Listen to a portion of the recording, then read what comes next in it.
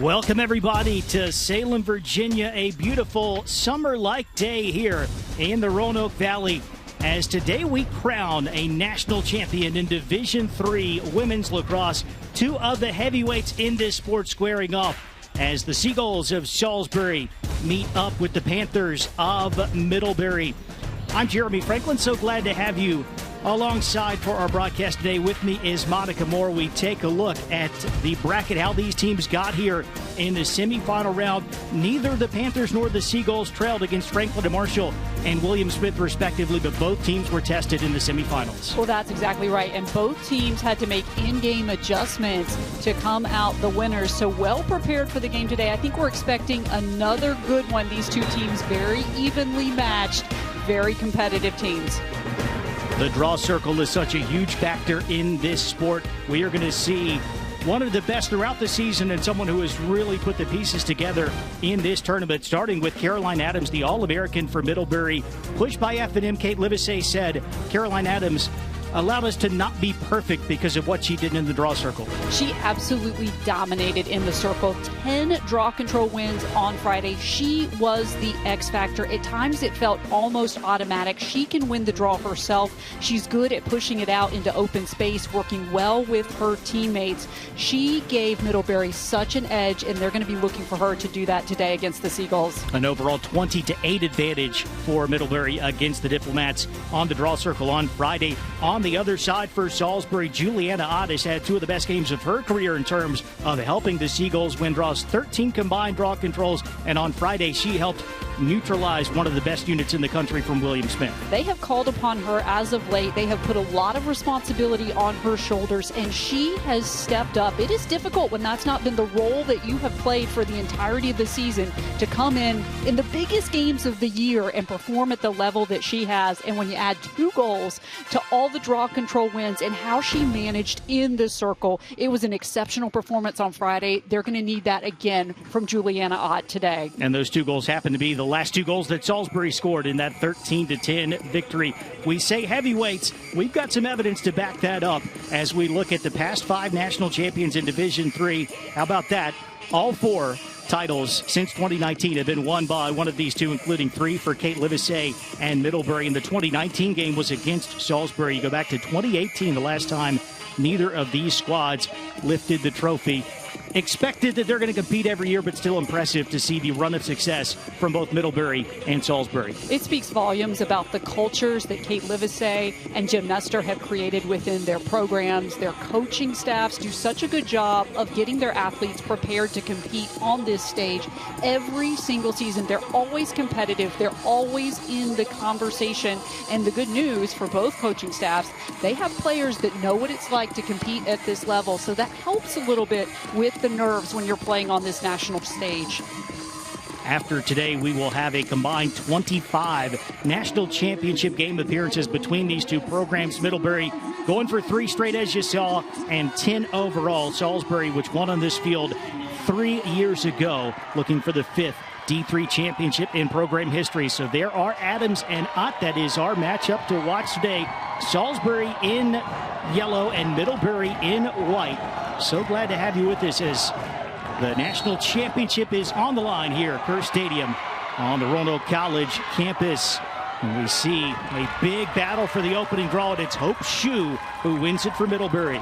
Juliana Ott did a good job initially of getting possession, but the thing that you have to be ready for with Middlebury is they never give up on the play. And Hope Shue is absolutely fantastic at checking the ball loose, getting to the ball in open space. I was so impressed with her on Friday because even though she was being face guarded and they tried to shut her down offensively, she found so many ways to contribute, and one of those ways was on the draw control circle. Here is Hope Shue, held in check, relatively speaking, by F&M, the 2 goals for the 2-time Elite 90 award winner. But a key for the Panthers, Monica, the balance, 10 different goal scorers in that semifinal game. And it was really a credit to Franklin and Marshall because they did such a good job defensively. They forced lots of different players to step up, but the depth of Middlebury, as we get a good defensive play, Salisbury, that was the storyline for them early on against William Smith. They played so well defensively in the first quarter of the game, and that is a massive defensive shutdown on the opening opportunity for Middlebury. We'll have to see if they can build off of that momentum. 5 caused turnovers in the first 15 minutes, shutting out William Smith on Friday for Salisbury, who else would end up with the ground ball than the first-team All-American defender, Natalie Held. So the Seagulls have the look here.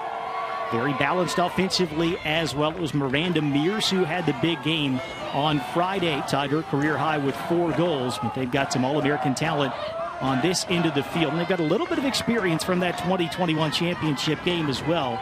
Number 11, Cameron Pepper, who leads the team in assists this year, had 2 goals and 1 assist against Tufts in 2021. And the big thing that Jim Nestor was so pleased about with the way his team played, it was a full 60 minutes for this squad. They didn't take a play off. They never lost their focus, and they realized that today the storyline has to be the same. Middlebury's too good. They'll take advantage if you take a play off. I like how locked in we have seen Salisbury all tournament long. Here is Pepper from behind the cage. Out front to Price. Possession clock down to 12. Leah Vilov also saw the field in the 2021 title game. Here's a great look inside. And the Seagulls fanning on the shot. They keep it alive, though. And it's finished up by Erin Scannell. And Scannell was open quite a bit over on the right side. They didn't find her a couple of opportunities when she had clean looks, but she waited and waited and finally got the good opportunity. The defense locked in on the first attempt, but right place, right time, keeping a good shape here. That first shot deflected. Look at the vision to find Erin Scannell. Good shot selection, good placement of the ball to the far side. That's the experience of Erin Scannell, who has played in so many lacrosse games in her career, and how huge, Jeremy, for Salisbury to see themselves on the scoreboard first. That is a big momentum play from one of the 5th years for the Seagulls. Second all time in program history. That was the 180th goal, and a massive pickup there by Alex Parker, the loose ball. And the setup for Scannell, but there is Caroline Adams doing what she does, making it look easy in the draw circle. You felt like that one was personal for Caroline Adams. She desperately wanted to win that because she wants to rip back this momentum from Salisbury, and she has the skill set to do it because we've seen how strong she is and how good her stick work is in terms of the self-draw. She just pulls the ball right towards her, and she can pick it up quickly. But another great anticipation play by the Salisbury defense. They are just on point in terms of reading the passes, knowing what their opponent is trying to do.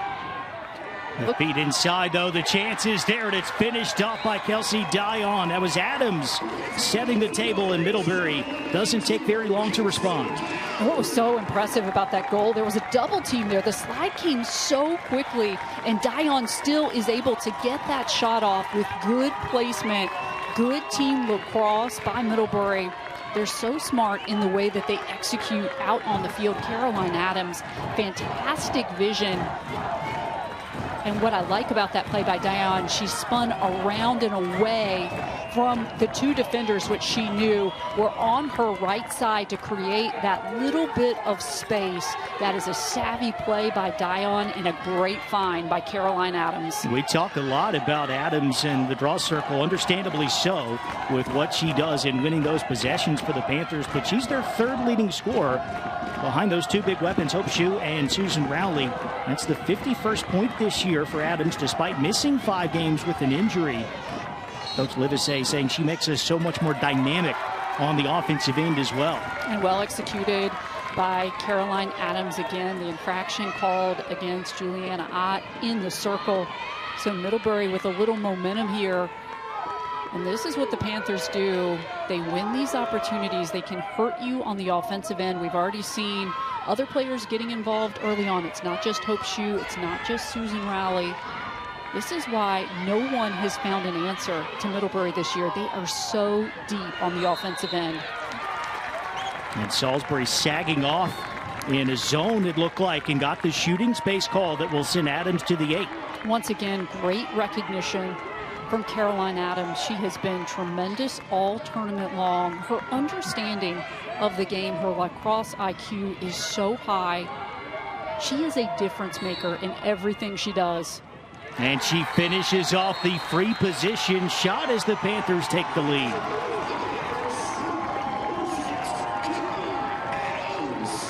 Oh, they wave it off here. Did that hit the outside of the cage? It certainly looked good from our perspective.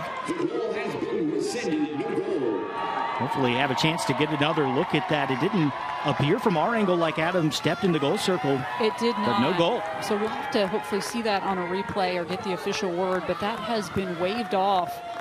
Unlucky for Middlebury, but what a great defensive play. The anticipation of Caroline Messer, who is one of the fastest players out on the field.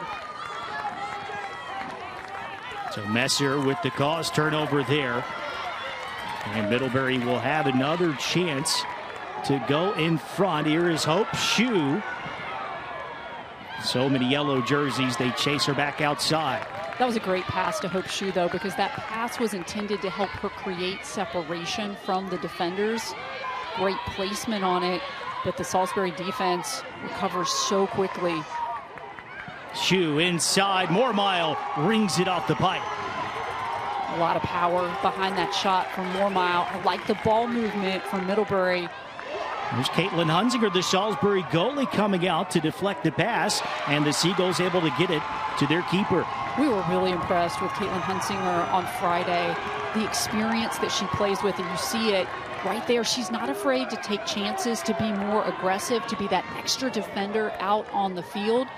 And it really pays off for the Seagulls right there. Sometimes it's about making a lot of saves. Sometimes it's about when you make the big save. Hunzinger had some huge ones in the first half. Just one save in the second half, but it was at a key moment in helping the Seagulls hold off the William Smith rally. Speaking of good goalkeeping, Elizabeth Savage, what a championship weekend debut for the Middlebury rookie, as she made a career-high 10 saves to help the Panthers see off Franklin and Marshall. It really speaks volumes when you have your career high in the national semifinal game. And of course, she did not start the season as the starting goalkeeper, but has worked her way into that spot. Great ball movement. It just does not work out there, but Salisbury will back up the play. Shot off target there from Vilov. Scannell looking for Vilov, and a combination of Haley Hamilton and Nikki Mormile win the ball back for the Panthers. Again, aggressive defensive play, and it's going to take a lot of that in this championship final. We're going to get a foul committed there. Hamilton doing a nice job pushing the ball up the field quickly. Both of these teams play such high-level defense. They anticipate, they help a lot, and several of the coaches talked with us about that coming into this weekend and have talked about it throughout the course of the tournament. The defenders can afford to be a little more aggressive because they know the help defense is coming. Hope Shue will have an 8-meter chance. Putting together another brilliant season, over 100 points for the second straight year. Comes into the championship with 77 goals and 25 assists. Saw the last 8-meter opportunity for Caroline Adams wiped out. Another opportunity, and Shue makes the most of it. And you said it. Hope Shue knows she's going to get a lot of attention from defenders. So when she gets her opportunity, she can absolutely take advantage. She's quick. She's crafty. Look at that shot selection by Hope Shue. That would be a very difficult shot to stop. Going low to the corner. Hunzinger was looking for the kick save. It was the only option she had, but that was so perfectly placed by Hope Shue. And she has tied her former teammate Jane Early for second place all time. 217 career goals for the Panthers. And Shue's got another season. It's hard to believe when you think about the impact that she has already made on the Middlebury program. But she just seems to get better and better, despite the fact that she draws more and more defensive attention. Look at Adams. She just makes it look easy. the way she can win the balls in the air. She stays so focused on the task at hand. She has perfected the art of the self-draw. We talked with Coach Livesey the last couple of years about that draw control unit and all the different players who've been involved. And there's a common thread with the Panthers, and it's Amy Patton, one of the assistant coaches for Middlebury, who was an All-American player for Maryland, longtime head coach at Dartmouth, but she is the person in charge of that draw control unit. Coach Livesey deflecting all of the praise to Coach Patton and the players involved. That's right. Every time you start praising the draw control unit, she praises Coach Patton. There is Skylar Locke, the Panthers making those draws count as they've got a 2-goal lead. And again, Jeremy, the storyline is the same. We have 3 different goal scorers on the 3 goals for Middlebury. They are sharing the wealth. They are playing team lacrosse, getting players open.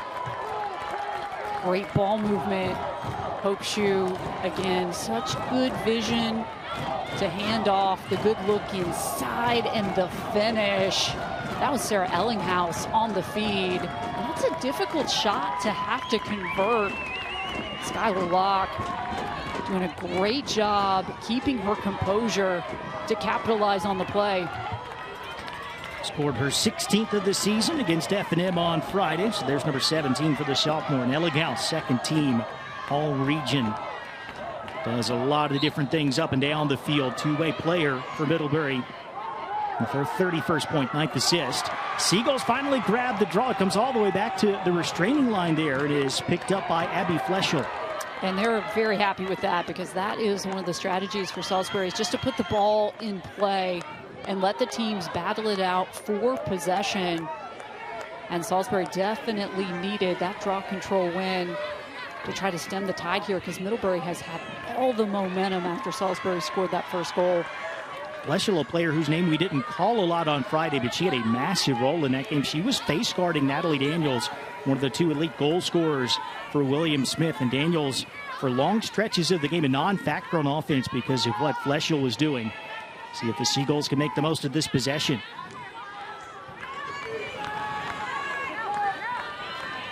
When you look at the Salisbury breakdown, it can be a different hero every night, or it can be a turnover. The Middlebury defense so active early, as that one was picked up by the All-American Kylie Wilson, and a dead sprint for Ellinghaus. Unsettled here. Great recovery by Salisbury as Kate Motley's shot sails high, and it will be Seagulls' ball. She did not get the shot she wanted on that, but that is textbook fast break play by Middlebury. As you said, it all started with Kylie Wilson. Her ability to understand what the offensive players are trying to do, to pick off these passes, and to jumpstart the fast break. Wilson, the 2-time All-American, named to the IWLCA first team when the awards came out actually after our semifinal game on Friday. There's another takeaway for Middlebury. It was Ellinghaus breaking it up down low, but giving right back. Scannell scoops it up near the line. That's an unlucky play. Just a little lapse in focus there from Middlebury after the good stop was made. And you understand what Elizabeth Savage was trying to do. She was once again trying to push the ball up the field quickly to create an unsettled situation, but a little too much on the pass. And Erin Scannell takes advantage quickly. Seagulls trying to snap that 3-0 Middlebury run. Here's Price, who had a couple of goals Friday. What's so fun about the Salisbury offense, they give lots of different looks, different schemes that they run, but the Middlebury defense so far, they have been stifling in their ability to cause turnovers. That was the other All-American, Chloe Newman, with the breakup, and Wilson with the ground ball. And again, the Panthers push it up the field.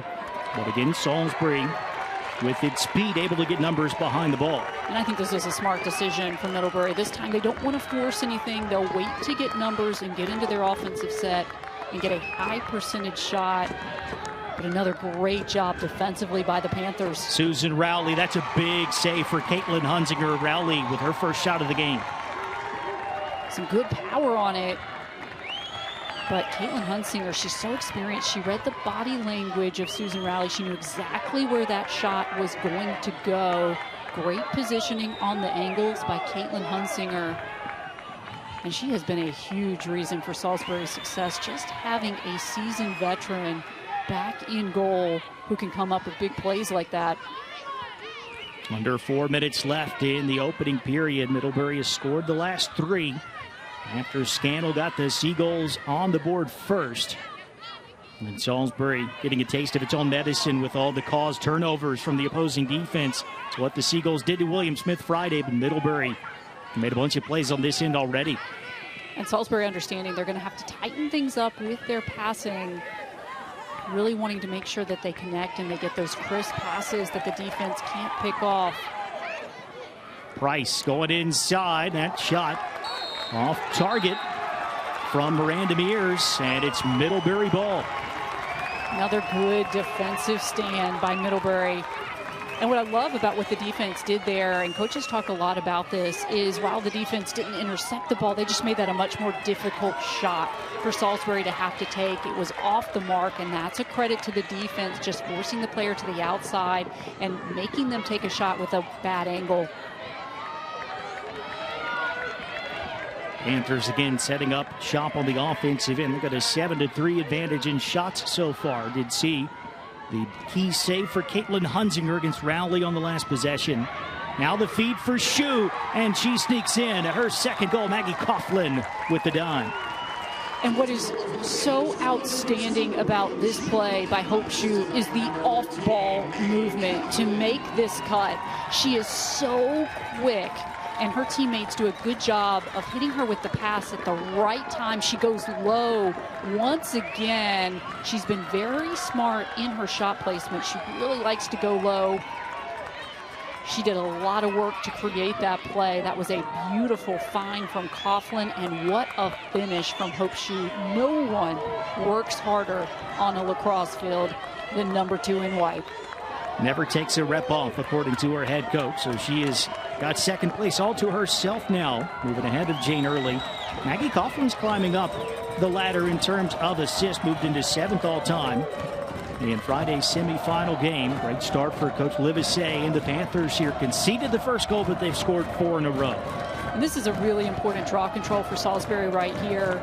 They don't want to let Middlebury have the ball and a chance to extend this lead late into the first quarter, and Caroline Adams just tried to pull the ball over and box out. Ott doesn't give up on the play. That is such a critical draw control win for Juliana Ott.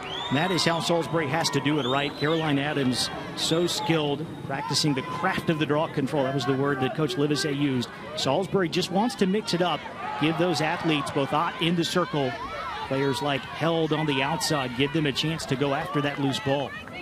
And it's a really good point, because when you have a player like Natalie Held who is on the circle, she is really good and scrappy at getting to those loose balls. So again, if you can just put it in play, not allow a clean self-draw, it gives Salisbury a good opportunity to win some of these possessions. Able to hold their own, only -1 against William Smith, which just seemed like a win for Salisbury, as good as Daniels and the Herons had been, especially in the tournament on the circle. That's right, because they neutralize something that is often a very big strength for William Smith. They rely on winning a lot of those extra possessions, courtesy of Maddie Montgomery and Natalie Daniels. It's a big pickup by Reagan Davis to keep the play alive. Salisbury has had a lot of empty trips, empty not just in terms of not scoring goals, but in terms of not getting away shots with what Middlebury has done to disrupt their attack late in the first quarter. It's such a credit to the Middlebury defense, because again, they're reading things well, they're anticipating, the sides are coming quickly. It feels like there's a lot less space out there to maneuver because of how aggressively the Panthers defense is playing. They will not get a shot away here. A 90-second violation and another turnover forced by the Middlebury defense. Talk about a momentum play right there for the Middlebury defense. When you force a shot clock violation because you're not allowing any good looks at goal, what an exclamation point by this defense that has been phenomenal in the first quarter. You think so much about the Middlebury offense and the numbers that they put up on the scoreboard, but this Middlebury defense, they come to play every single day. Kylie Wilson has set the tone for what they do, and every single player rises to that standard. 15 seconds left. A goal here Boy, that would be an even bigger boost to the momentum for Middlebury. Shue will pop it down low to Dion. 5 seconds left. Dion the feed. Mormile the finish with 2 seconds to go. They're just so unselfish in the way they play the game. The Panthers are not forcing anything right now. They're looking for high percentage shots. They're looking for cutters. They understand what their teammates are doing to create opportunities. Such unselfish play. Dion has been fantastic in this first quarter. Great catch and a quick finish by Nikki Mormile, who is always an X factor out on the field for the energy and athleticism that she provides. Mormile with her 10th goal this season. They froze the clock with just 1 second left. Not quite a buzzer beater per se. But after yet another defensive standby, the Panthers, they convert on the offensive end. And they will have all the momentum going into quarter number 2. And we saw this on Friday. Lucy Bishop has come in. There's not a lot of time on this clock. They want to give her a rep in the draw control circle because she's also a huge part of that draw control unit. So that takes us to the end of the first quarter. Middlebury entering the championship game on a 50-game winning streak, and the Panthers on fire early here in Salem.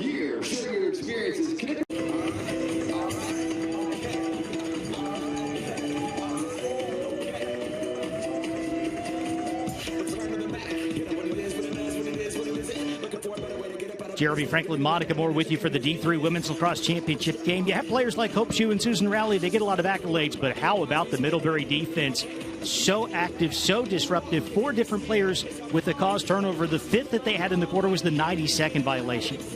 And you see how they play defense. Their sticks are up in the air. They're anticipating. They're knocking down passes. They're so quick up the field, looking for those outlet passes. And Elizabeth Savage came up with a really nice play in that first quarter as well. I think the defense right now, they are setting the tone. Every time Salisbury tries to rip back that momentum, the Middlebury defense stands so tall. It just reminds you of the fact that the reason why they have a 50-game winning streak, they're a complete team. It's not just one facet. It's not the offense. It's not just the draw control unit. It's everyone on this Middlebury roster. Savage has not had to make a save yet. The only shot on goal was the early finish for Aaron Scannell. 9-3 overall Middlebury in shots. You talked to Coach Livesey about that defense. She said it's such a special unit. They lost Erica Barr, one of the all-time greats for the Panthers, but they bring back a lot of experience. We talked about Wilson and Newman. Grace Mumford, Maddie Paler were a key part of the championship last year. Throw in some of the midfielders like Sarah Ellinghaus, who had one of those caused turnovers in the first period. Such a difficult unit, not just to score against, as we saw in the first quarter for Salisbury, just to get off a shot against. And right now, Middlebury will go with Lucy Bishop again in the drop control circle, giving a different look.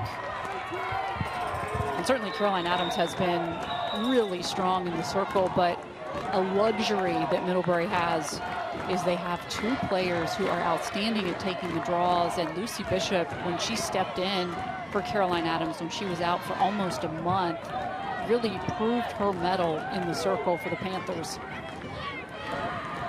Adams missing the 5 games, including the NESCAC tournament. So Bishop popping into the circle and helping the Panthers win the opening draw of the second period. And once again, great anticipation by Hope Shue, knowing where the ball was going to go, getting herself into position to win the possession for the Panthers. It has been a big game so far for Hope Shue. 2 goals. That was her total against Franklin and Marshall. That matched her season low. She routinely gets 4, 5, 6. She's done that at this stage as well. Able to bottle her up, the Franklin and Marshall defense, but a couple early for Shue. Here's Adams.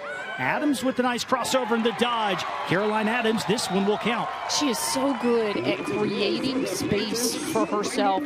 She understands what the defenders are trying to do, and she can create opportunities. This is a big goal for Caroline Adams, and it just reminds you how many different things she does out on the field. But you see that quick fake to the left, then goes to her right. Great speed and quickness. Look at the footwork and going low, Caroline Adams. It took a long time for that advantage on the draw circle to really pay dividends on Friday. But the Panthers are converting these extra possessions that Adams and Bishop are helping them win on these plays. And again, it's the diversity and the balance of the offense. So many different players on the field that can hurt you, that can create for themselves, that can create for others. And once again, Bishop just doing a nice job trying to deflect that ball into open space where Hope Shue can get to it. She understands the speed and quickness of Hope Shue. And Hope Shue now becoming a factor in terms of winning the draws as well. So Middlebury putting its stamp on this game early. We've seen Salisbury as good as the Seagulls were defensively Friday. Most of the game so far has been played in this end. Well, and Middlebury is really anticipating what Salisbury is doing defensively, and they're working hard to create good looks. As we talked about, they don't force things. They're patient. They wait for the right opportunities. They get good movement off the ball, and that's why there's so many good options out on the field. Hope Shue matched up against Natalie Held, the first-team All-American defender for the Seagulls. This is Ellinghaus, who already has 1 assist, along with the play she made on the defensive end. Possession clock at 30. Coughlin sneaking inside. Coughlin, that shot may have grazed the outside of the goal on the way by. It was a great individual effort to split the defenders and create an opportunity by Coughlin. They did indeed give the Panthers a 60-second reset. That's over the goal by Adams, but Coughlin had the backup. That was identical to the play that Caroline Adams just scored on for Middlebury. That time her shot a little bit high. Great cut. And now Salisbury able to disrupt, knocking that away inside the 8-meter arc. They anticipated that pass from Hope Shue, who was looking for Susan Rowley. That's what we saw Salisbury do a lot of on Friday, anticipating those passes through the middle and not allowing those close-range, high-percentage shots. The Salisbury goal for Erin Scannell came about 2.5 minutes into the game. That is the only shot on goal today for the Seagulls as we near the 12-minute mark of the second period. Just have not been able to run their offense against the Panther defense thus far. And there is another deflection. They will call the foul against Newman. Unlucky there. That was good anticipation by Chloe Newman, but she will be whistled for the infraction. But it's not in the scoring area. There's no 8-meter chance and really doesn't impact Middlebury all that much. Comes out to the wing tonight. Now Scannell up top. Again, we're seeing really good patience from Salisbury. They've been methodical in what they've been trying to do. The lanes are just not open through the middle. And once again, a turnover. Came off the body of Kylie Wilson. Not sure if that's a cause turnover officially, but certainly the traffic in front leading to the miscue. And here is Shue in transition. 8-meter chance coming up. And what about Susan Ellinghaus pushing the ball up the field with her speed, drawing the defense, and then handing off to Hope Shue. It all starts with the defensive play on the other end, and Hope Shue understanding how to draw those shooting space calls and earning free position opportunities. Here is Shue, that's wide. It will stay Middlebury ball. Good job by Coughlin backing that up, saving possession for Middlebury. 13th shot attempt for the Panthers. 8 of those have been on frame. You certainly have the idea that Hope Shue is trying to take a little more advantage today. She was face guarded by Belle Dentino for a lot of the game on Friday. Really didn't have a lot of openings because of the stifling defensive pressure. Here's Susan Rowley. Haven't called her name a whole lot so far, but she draws the hard foul here, and a yellow card is coming out as well. Our first card of the game will put the Panthers up a player for the next 2 minutes. And a big opportunity here for Middlebury with a player up. Susan Rowley has been well defended. She also draws a ton of defensive attention, as she absolutely should. And here you're going to see the foul that's going to result in, right there, the yellow card. 2-minute releasable penalty.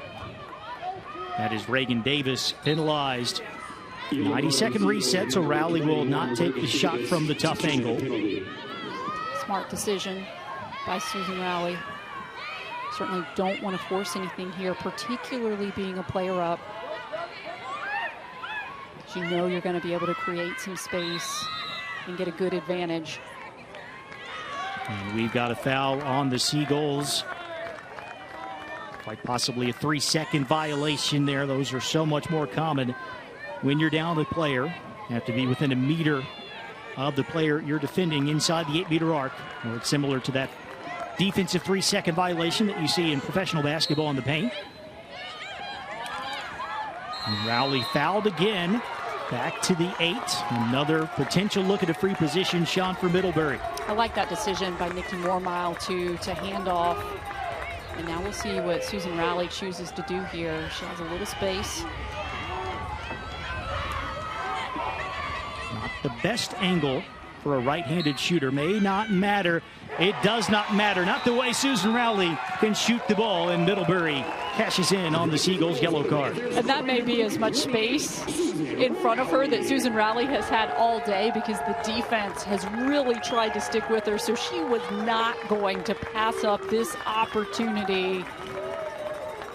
Good decision here, and you're going to see how she just angled herself to take that shot and work it past the goalkeeper. Great shot selection, and that's a great view right there, because you can see exactly what Susan Rowley could see in front of her and why she chose to place the ball where she did. That's a huge goal for Rowley, and again, everything just clicking on all cylinders right now for Middlebury. They are in search of a 3rd consecutive national championship. It's only ever happened once in Division III history. Panthers up by 6, timeout Salisbury with 9:58 left in the first half.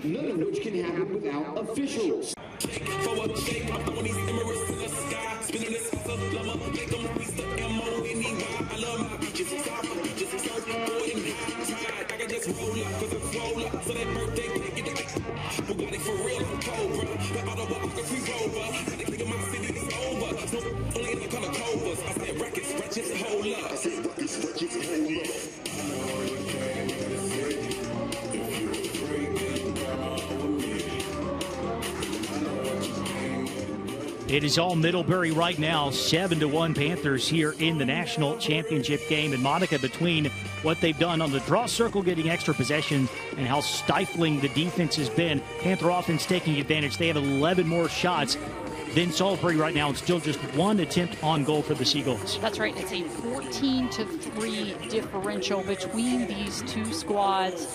Middlebury creating opportunities in lots of different ways, as you said, whether they're winning the draw controls, whether their defense is causing turnovers. They're being really smart on the offensive end. They're backing up plays, so they're getting extra shot opportunities on possessions. This is Middlebury lacrosse right here. They hurt you so many different ways. For Salisbury, they're going to have to get in a rhythm, try to solve the problem of the draw control circle, and they're going to have to be very careful on the offensive end to not turn the ball over.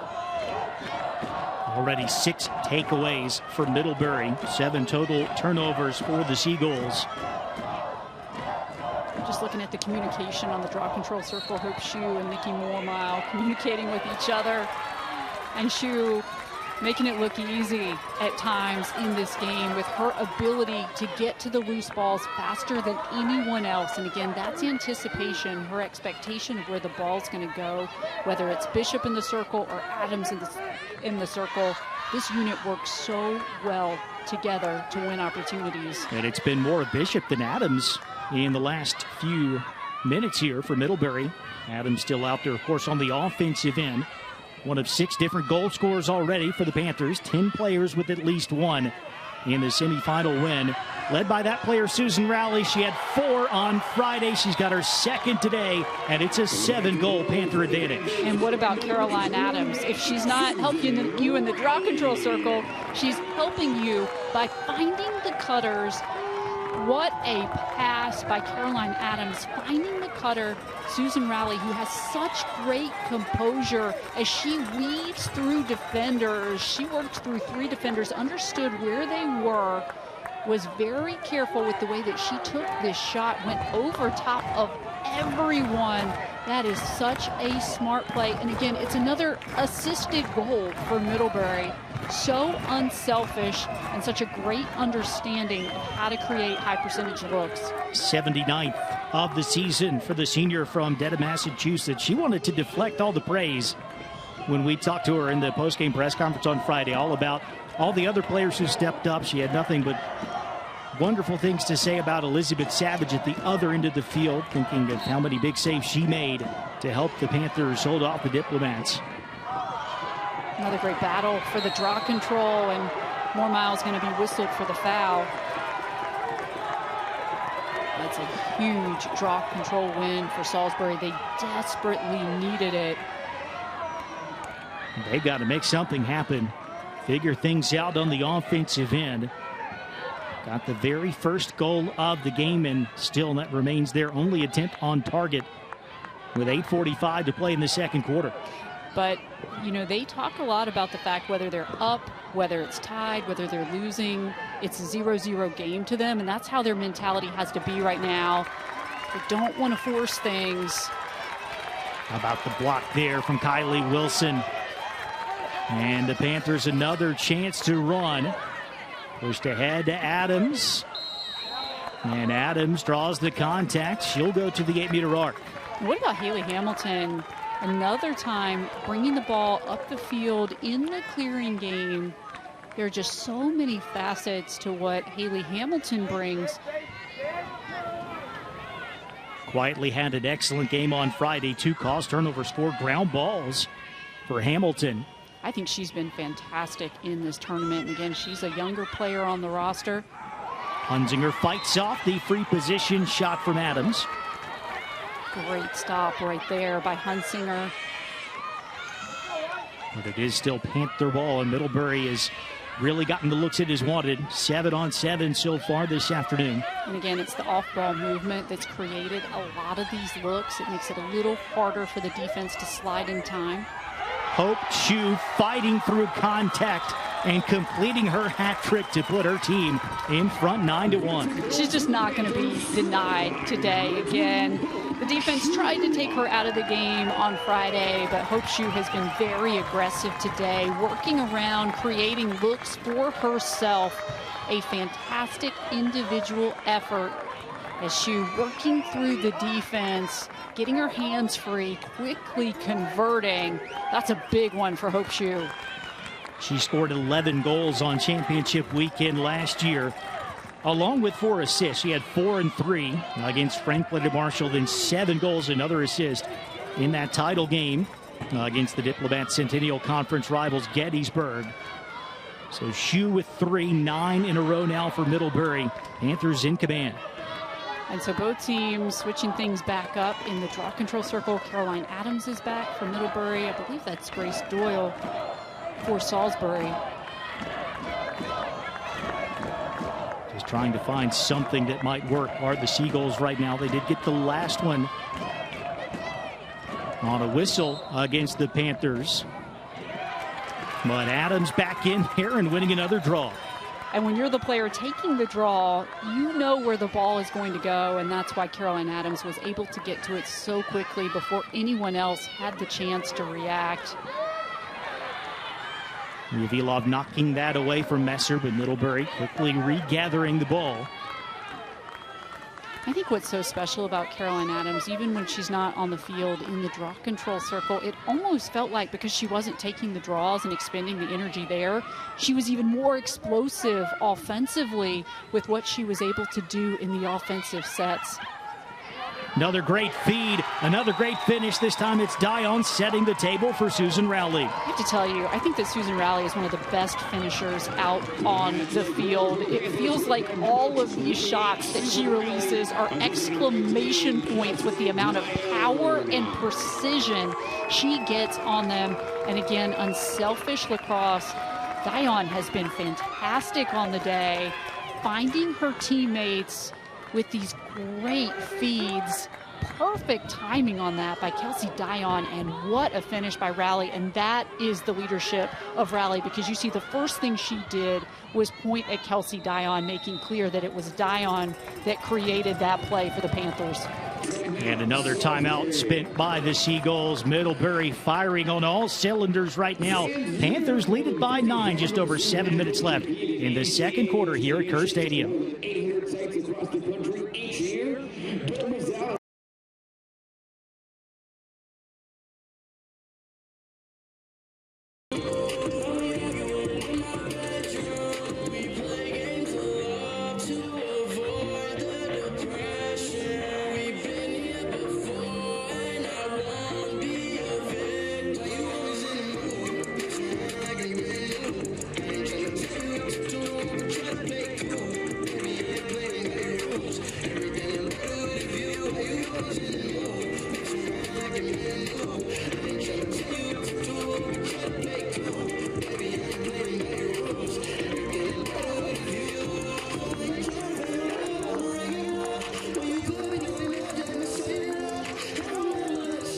It speaks to the level of the Middlebury program. You can beat another top 5 team by 6 goals in the national semifinals and be disappointed with some aspects of the way you played the game.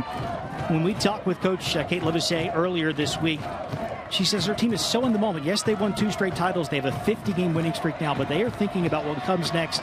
They want to play as the best versions of themselves, and we have seen the Panthers being the best version of themselves here in the first half. They have. It's very clear that they made a decision that they were going to bring an A+ effort to the afternoon. They were going to be precise and engaged in everything that they do, and they're going to do it at such a high level. And Hope Shue and her ability to win these draw controls is becoming a massive storyline right now, because it's making it difficult for Salisbury to try to get into the contest. It looks like Hope Shue a little shaken up. She was grabbing her right knee after that play, and they're going to bring her off the field at least momentarily.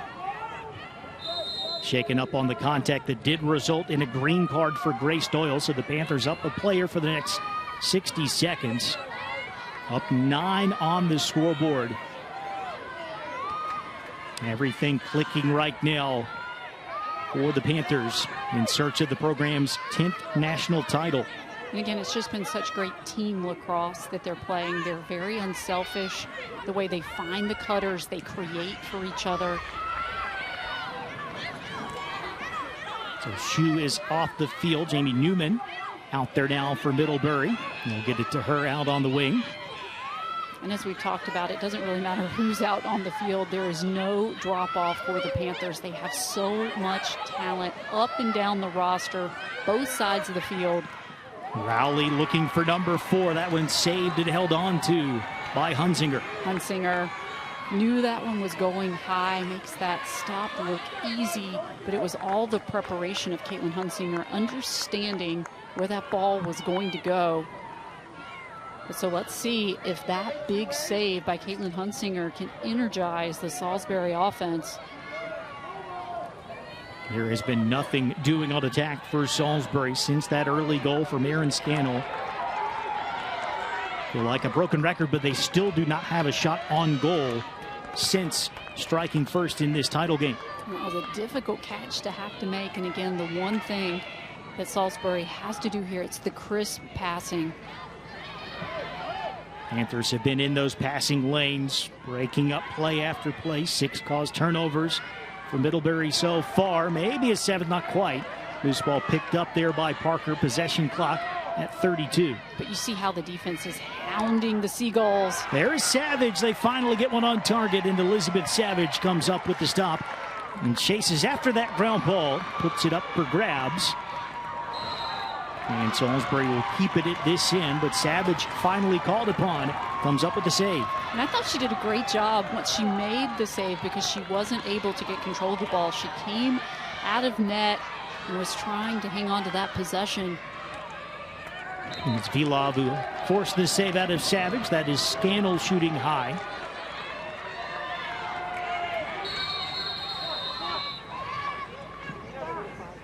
And we have a whistle here. Middlebury changing out a stick over on the sideline.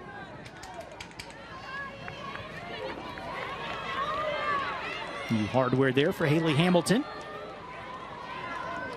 And one thing that we saw on Friday that Salisbury did so well, they were able to create some isolations for certain players, gave different offensive looks, as that is going to stay with the Seagulls. And they might have a player advantage here. Looks like Adam stepped over the line. So that will result in a green card for the offside violation. So maybe this is the opportunity for Salisbury. 7-on-6 right now. So this is a great chance here for the Seagulls with a little more space to operate on the interior. And they can afford to be patient. 1 minute releasable penalty. A hope for the Seagulls as well is that Middlebury can't be quite as aggressive, quite as active, going after cause turnovers when they're down a player. We'll see if that pans out. Certainly, they're so quick in terms of their anticipation. You still have to be really careful with everything that you are doing because you don't want to turn the ball over when you have this player advantage. Getting some good movement through the middle. Scannell trying to shred the defense. Savage makes her second save on this extended Salisbury possession. We have another stick issue here. That's correct. For the Panthers. Switch out sticks once again, this time for Grace Mumford. Not a lot has gone wrong for the Panthers so far.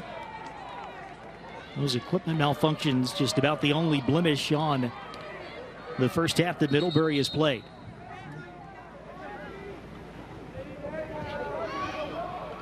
Still a good chunk of time. Should be about 46 seconds left on the green card.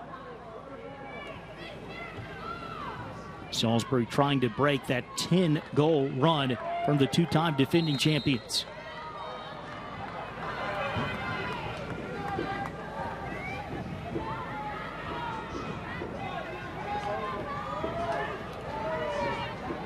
I have not called the names of Cameron Pepper and Mary Hancey, the two great distributors for Salisbury.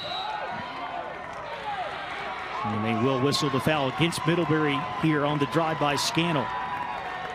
Great aggressive move towards goal by Erin Scannell. You certainly get the sense that Scannell is taking a lot on her shoulders right here to try to make something happen offensively for the Seagulls. Scannell's got the only Salisbury goal that came a long time ago. Still nothing for the Seagulls as that one sails high. And that was a really tough angle for Scannell. Wasn't sure what she was going to choose to do there. And we've got another card coming out on Middlebury. This time it's a yellow going against Grace Mumford. So that will put the Seagulls 2 players up for a few seconds. Only about 10 or 11 seconds left on the green card. But it will be an extended player advantage. You see the contact here up high on Mary Hancey. That's right. So as you said, it will be 75 for just a short while. And not necessarily important, I think, for Salisbury to take advantage in those few seconds. Much more important for them to get a high-quality look. And that seems to be what the Seagulls have in mind. Well, maybe not. They do get a quick look. And it's the player who had the big game on Friday, Miranda Mears, on the setup by Parker. The way that you handle that type of situation is still with very quick passing, moving the ball around, stretching the defense even more when you only have 5 defenders out on the field. That was great ball movement by the Seagulls, and Miranda Mears has been so reliable in this tournament. She was absolutely phenomenal on Friday. 4 goals, picking up right where she left off, and we'll see if that can ignite the Salisbury offense. You felt like that was a must-score situation for Salisbury. They had to take advantage and score either 2 players up or 1 player up, and Miranda Mears takes care of business. Mears in that post-game press conference Friday said, "I play with some incredible players." She mentioned Cameron Pepper, Mary Hanchy, and that was Alex Parker who had the assist. They're the ones that are making the plays. I'm just finishing them. That's what she told us about her offensive success. All of these players, they're so humble. They're very quick to give credit to their coaching staffs, to their teammates. Right now, Grace Doyle back in the draw control circle. That one did not go high enough, so alternating possession, and it will be Middlebury ball. A little bit of an unlucky break there for Salisbury.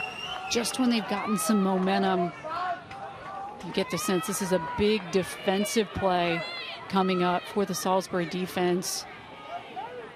Yellow card released on the goal, so even strength as we hit the final 3 minutes of the first half. That goal for the Seagulls, the first since the 12:29 mark of the opening period.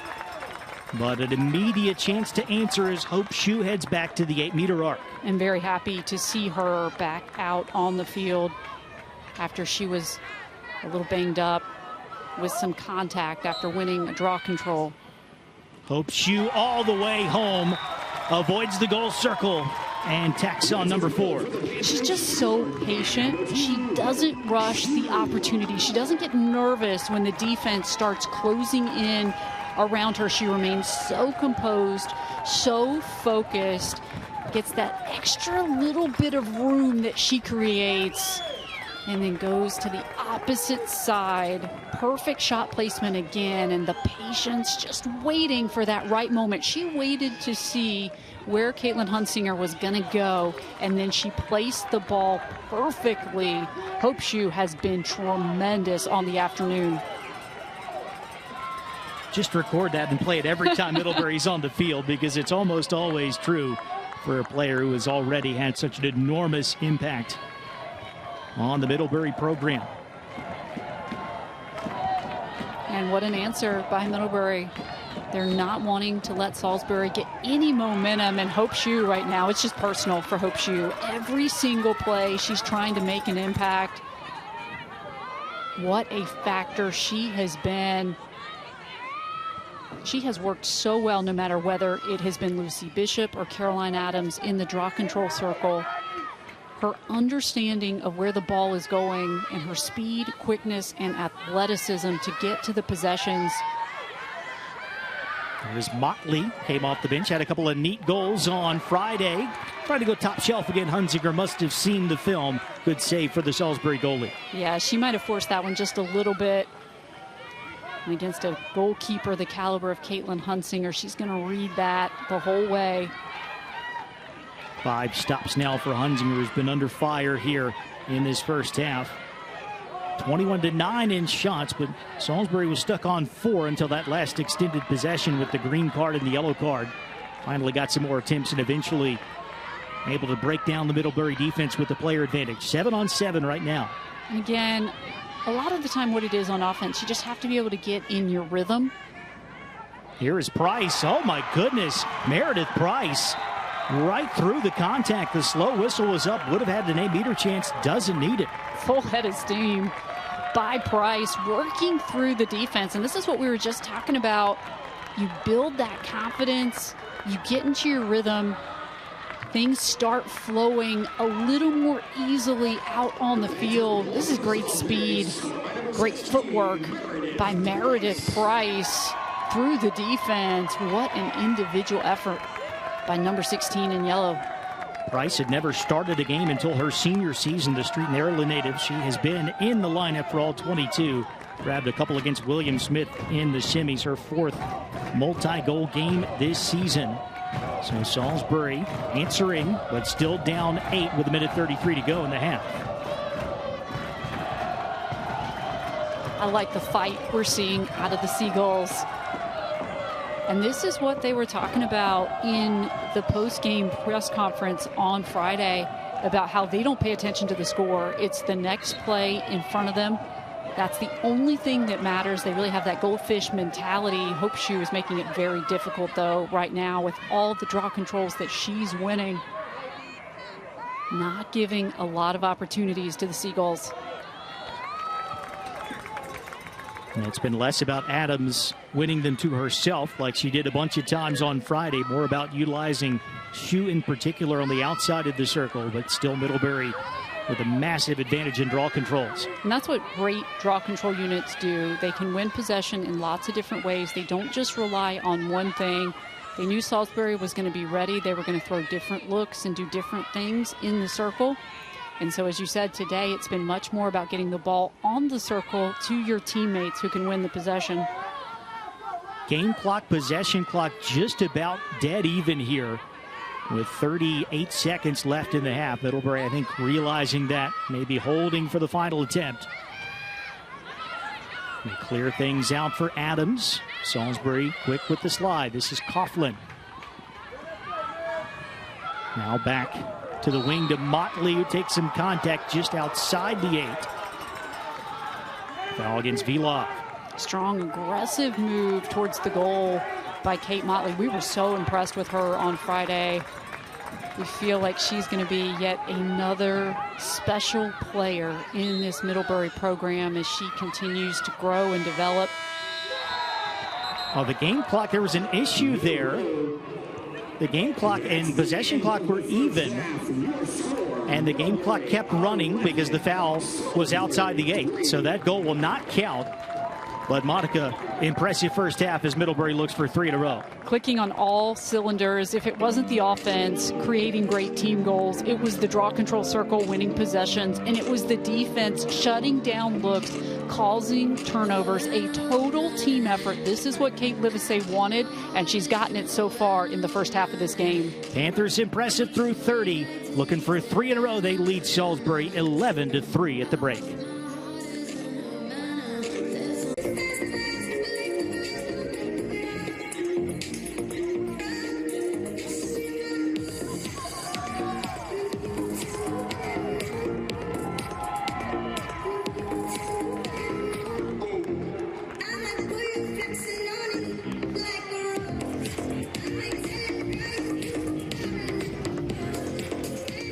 Welcome back to Salem, Virginia, Kerr Stadium on the Roanoke College campus as we get set for the second half of this Division III Women's Lacrosse National Championship alongside Monica Moore. I'm Jeremy Franklin. Middlebury going for 3 in a row, and the Panthers awfully impressive in that first half. The 8-goal lead against Salisbury as we take a look at some of the action. It started off pretty well for the Seagulls as Aaron Scannell would get them on the board from an Alex Barker assist. After that, though, 10 straight Middlebury goals. Panthers rolling at both ends of the field. And it wasn't just the Middlebury offense. It was players all over the field. The defense was on point in the way that they were anticipating passes, causing turnovers. The draw control unit, and it was a unit. It wasn't just one player, were winning possessions, and the offense did such a good job distributing the ball, getting different players involved at different times. But I thought that Hope Shue in particular was fantastic, not just with the scoring, but also winning the draw controls on the circle. 4 goals and 7 draw controls for the All-American. You see one of the great finishes that number 2 in white had in the first half. Middlebury, again, just an impressive run, looking for that 3rd straight national title. And as you get a look at the numbers, you can see why they are up by 8 at halftime. That's right. We knew the draws were going to be huge today. You see the 12-3 advantage from Middlebury when you're not getting those extra possessions and you're allowing the Panthers to have them. It is very difficult to find a rhythm and be successful. Salisbury struggled with that, and I think because of the draw control advantage, every time they would get an offensive possession, it felt like there was a lot of pressure on it. They forced a few things. It allowed the Middlebury defense to take advantage, and now Middlebury in the driver's seat, but a lot of lacrosse left to be played. The Seagulls did score 2 of the final 3 in the first half, finally broke their drought with the player advantage. Miranda Mears and Meredith Price, the late goals. On top of the 4 for Hope Shue, a hat trick for Susan Rowley, and a goal and 2 assists for Kelsey Dion. But Caroline Adams, who didn't take every single draw in that first half. We saw a good deal of Lucy Bishop in the circle, but she comes back out there and gives the Panthers the first possession here in the 3rd quarter. Well, you talk a lot about the Middlebury depth, and one place that you absolutely see it is in the draw control circle, because it's not just Caroline Adams. Lucy Bishop, I thought, was phenomenal as well. Here is Dion taking it all the way in. What a terrific individual effort by Kelsey Dion. Her 4th point of the game, and Middlebury pushes the lead back to 9. She's really been a standout on the afternoon. I think it's because of her decision making. Kelsey Dion just understands when she should create for herself and when she should hand off to other people. Take a look at this patience here. We talked about this earlier with Hope Shue, and again, great patience with the defense bearing down. She's still able to keep her composure, to not allow the ball to be checked away, and to finish for the Panthers. What a day it has been for Kelsey Dion. Came in with 20 points in 22 games. She did have a 4-point game on this field last year. The junior from North Andover, Massachusetts, 2-2 against Franklin and Marshall in the 2023 semifinal. But you can focus so much on number 2 and number 28. Hope Shue, Susan Rowley, and so many other players can beat you for this Middlebury team. And Caroline Adams, she's just starting to take over in the draw control circle. She's feeling it where the ball is going. In the first half, it wasn't as much of her winning it outright, but now it feels like she's adjusted and changed some things up, and now she has become such a massive factor in terms of her own ability just to win the draws to herself.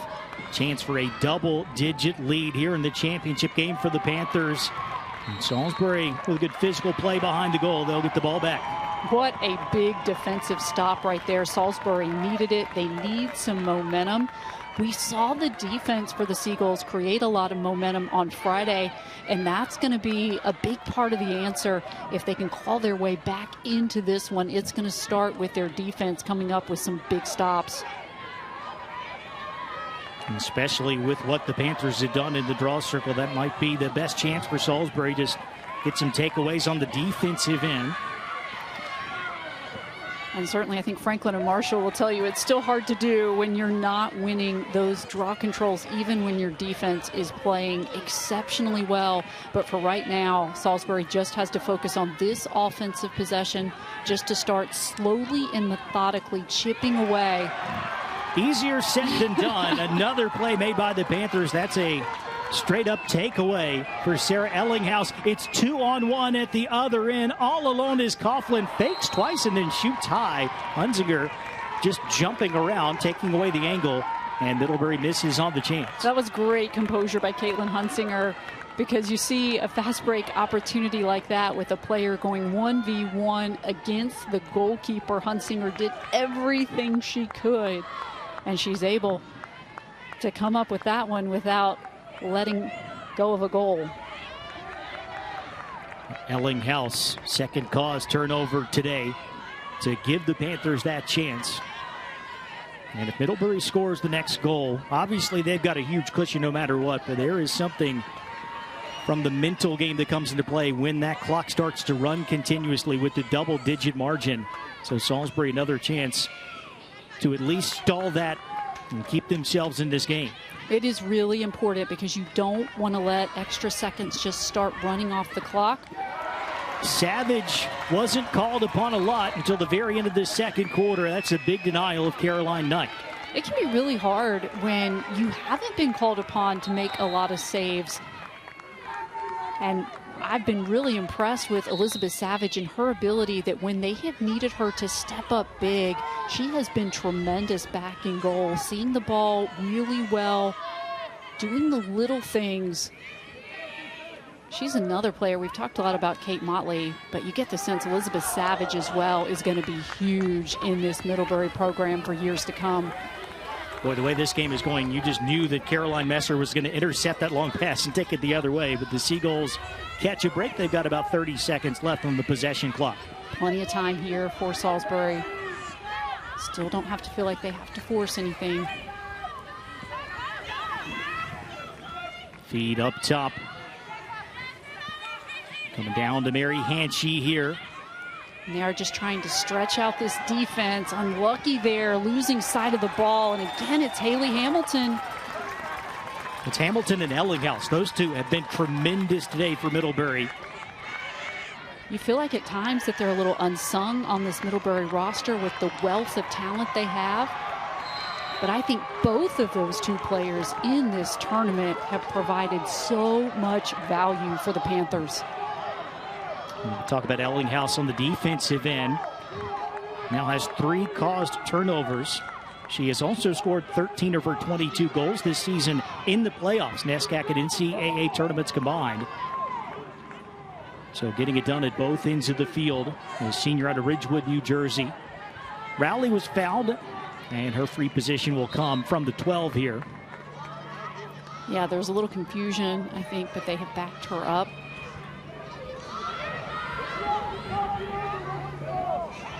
So no clear advantage to go to goal. Rowley already has 3 today. Still sorting something out at the scores table. Our officials for today's game: Jason Breitful, Kim Kramer, Jessica Lawrence, and the alternate is Kathy Russo. Great honor for those folks to be involved in a national championship game.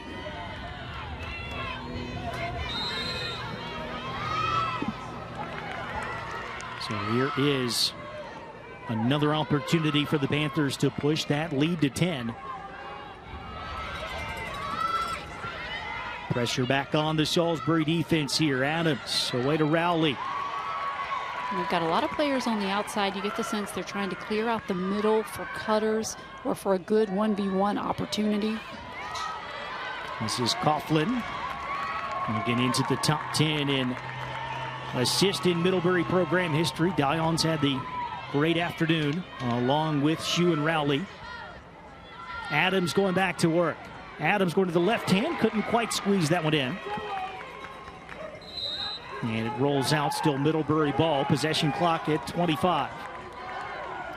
It was a good idea by Caroline Adams, and I like how she tried to switch things up just a little bit. And plenty of time here still for Middlebury. A lot of good things have happened with the ball in the stick of Kelsey Dion today, but not this time. Unable to connect with Shue. Now a good opportunity here for Salisbury. Any type of little advantage you can get, you want to try to exploit it. And for Salisbury, again, I think the ball movement has been good. They've been trying to stretch out this defense. It's easier said than done. They've had a few mental miscues. Middlebury can put so much pressure on you with the redefend. A good patient clear by the Seagulls.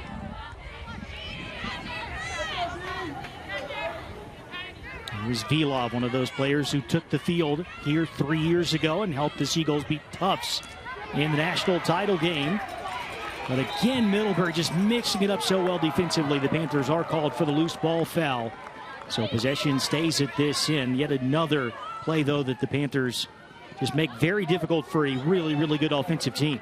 And this is tough right here as the ball goes back behind the restraining line. And again, Salisbury will turn the ball over. Nikki Mormile was very aggressive defensively on that effort. She is, by definition, a great two-way midi. She gives you all-out effort on the defensive end, and she's a player that you really have to respect on the offensive end as well. I'm curious as to whether that play from Hope Shue was intentional. I think it was. She was on the other side of the line. Normally you wouldn't flip it back onto your defensive side, but she saw Mormile standing there open. Got her the ball. Here's Mormile attacking. And the whistle goes against Held this time.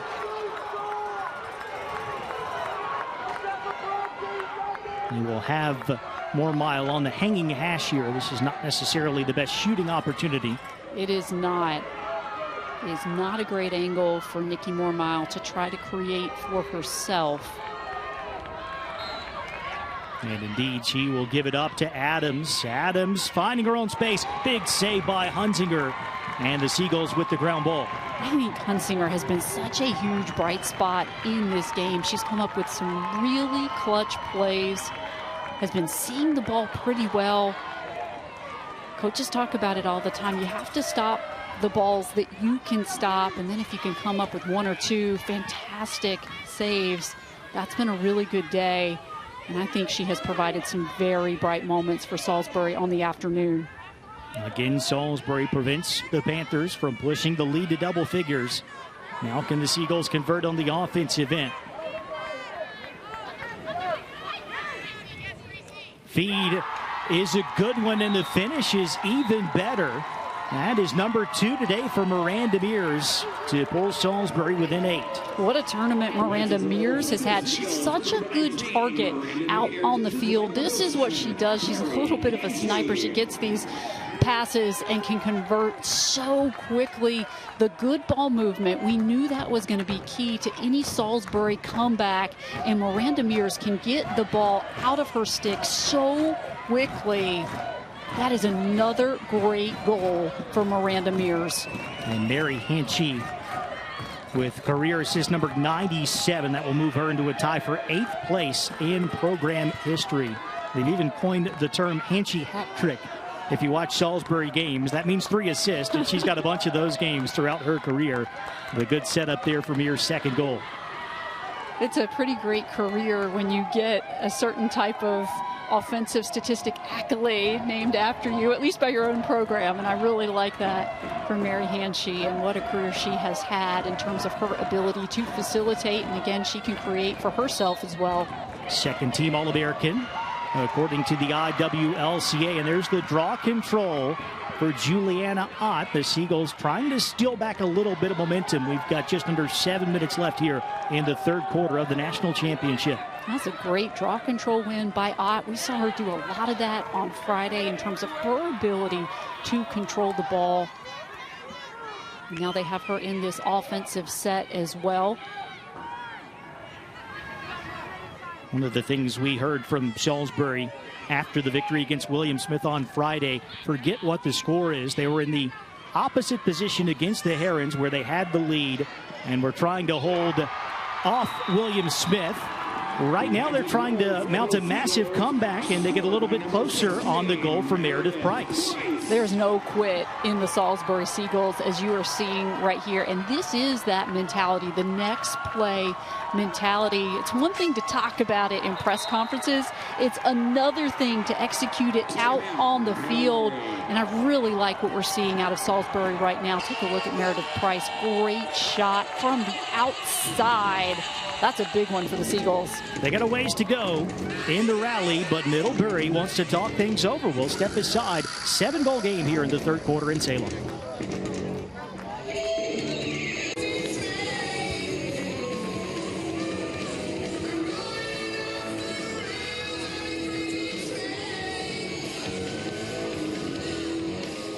Back-to-back goals for Salisbury, trying to fight back against Middlebury here in the national title game. It's been a family affair for some of the Seagulls in recent years for Salisbury lacrosse. As you see, the All-American Natalie Held did not get a chance to play with her sister Bree. They did not overlap. One of her defensive teammates, Lizzie Hessen, her big sister Carrie, they played together in the 2021 championship game when Salisbury beat Tufts. We were talking with the Seagull staff about the Hessens and the Helds and what they've meant to the program. We found out that Bree Held was not here on Friday because she was walking at Towson getting her PhD in occupational therapy at the same time that little sis was playing in the national semifinals. Things worked out pretty well for Natalie and Salisbury on Friday. But neat to see those connections, and both Bree and Carrie, the older sisters, were part of the 2019 team that faced off against Middlebury and Ashland, Virginia in the title game. Well, when you have children who are such elite competitors, it's no surprise for parents to have divided loyalties and to attend different events. But talk about two momentous events happening on the exact same day in terms of a graduation and a child playing in a national semifinal. Seeing a couple of big stops for Held and Hessen and the Salisbury defense, and now the Seagulls trying to make it 3 in a row. That pass was behind Parker, and Messer digs out the loose ball. She lost it. Salisbury fires in a shot. I think that was Scannell. So the Seagulls just showing a lot of grit right now, fighting for everything on the field. They are, and again, this is what we expected out of Salisbury. They are so talented, and again, their mental toughness is something that they rely on so much, and you're seeing it right now, just chipping away one goal at a time, one play at a time, understanding you don't have to do everything all at once in one possession. They're going for it again. The Middlebury defense isn't going to go away quietly either, but Salisbury's really trying to put some pieces together. Right along the sideline. And the officials talking things over. Looks like it will be Middlebury ball here, although they will confer. Excellent point, though. Yes, Salisbury is really battling, but they're still contending with a team that hasn't lost a game in over 2 years. Well, that's right. And it can be a tall order at times when your opponent is Middlebury, and they are so good at everything that they do. They do wear you down, even when you are able to get momentum momentarily. But I love the fight that we're seeing out of Salisbury. This is a phenomenal team. They're so well coached. They're so well prepared for this contest. See the head of our officiating crew, Jason Brightful, going over to chat with Jim Nestor. Got his 400th victory. Coach Nestor against Mary Washington in the regular season. Another coast-to-coast championship, a 10th appearance in the NCAA title game, looking for championship number 5. And there have been a couple in the Nestor family in the last couple of seasons. In fact, this weekend, Bryn plays for Tampa at the D2 level, and the Spartans just beat Adelphi in the championship contest yesterday. One of his sons, Luke, won the national title for Jim Berkman and the Salisbury men's program last year. All-American player for the Seagulls. And Cole had a good career just down the road at Lynchburg. And talk about divided loyalties when your children are playing, but you have your program that's also competing, so you don't get to as many games as you would like to get to. But certainly cheering from afar is Jim Nestor.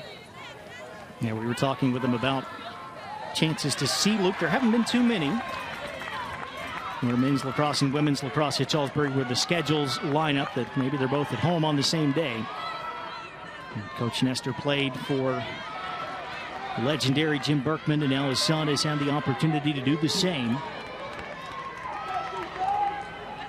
So the Panthers have it. 7-goal lead. They have been up by as many as 9 so far today. Here is Hope Shue and the brilliant first half with the 4 goals and the 7 draw controls. Gives it up to Motley. And again, she's still got a lot of defensive attention today. Well, a turnover by the Panthers. The offense has lost a little bit of steam here down the stretch in the third period. And credit what Salisbury is doing. They're being very tough defensively. They're not allowing anything to come easily from Middlebury right now. And on the offensive end, they're doing a good job capitalizing with the opportunities that they have. And you have to think about how much offensive talent they have on this Salisbury roster. We talked a lot about Hanshy and Pepper, Scannell, Mears, Price. Trying to make it 3 in a row. I like that idea in terms of the bounce shot. We're going to get a whistle. And Vilov will go to the 8-meter arc. So free position opportunity perhaps for another one of the Salisbury All-Americans, who's got over 100 goals in her career. And of course, she has drawn a lot of defensive attention throughout the weekend, and she didn't quite have the angle there, and that's a big defensive play for Middlebury. The ground ball pickup for Gracie Mumford, who will quickly complete the clear. Had the ball knocked away right across the restraining line, but the foul does go against Salisbury. I think this is a very important offensive possession for Middlebury. They want to establish themselves, and I think Kate Livesey feels the exact same way. It's been a little bit choppier for Middlebury here in the third quarter. Another timeout taken by the Panthers. They're still in control, though, here in the national title game.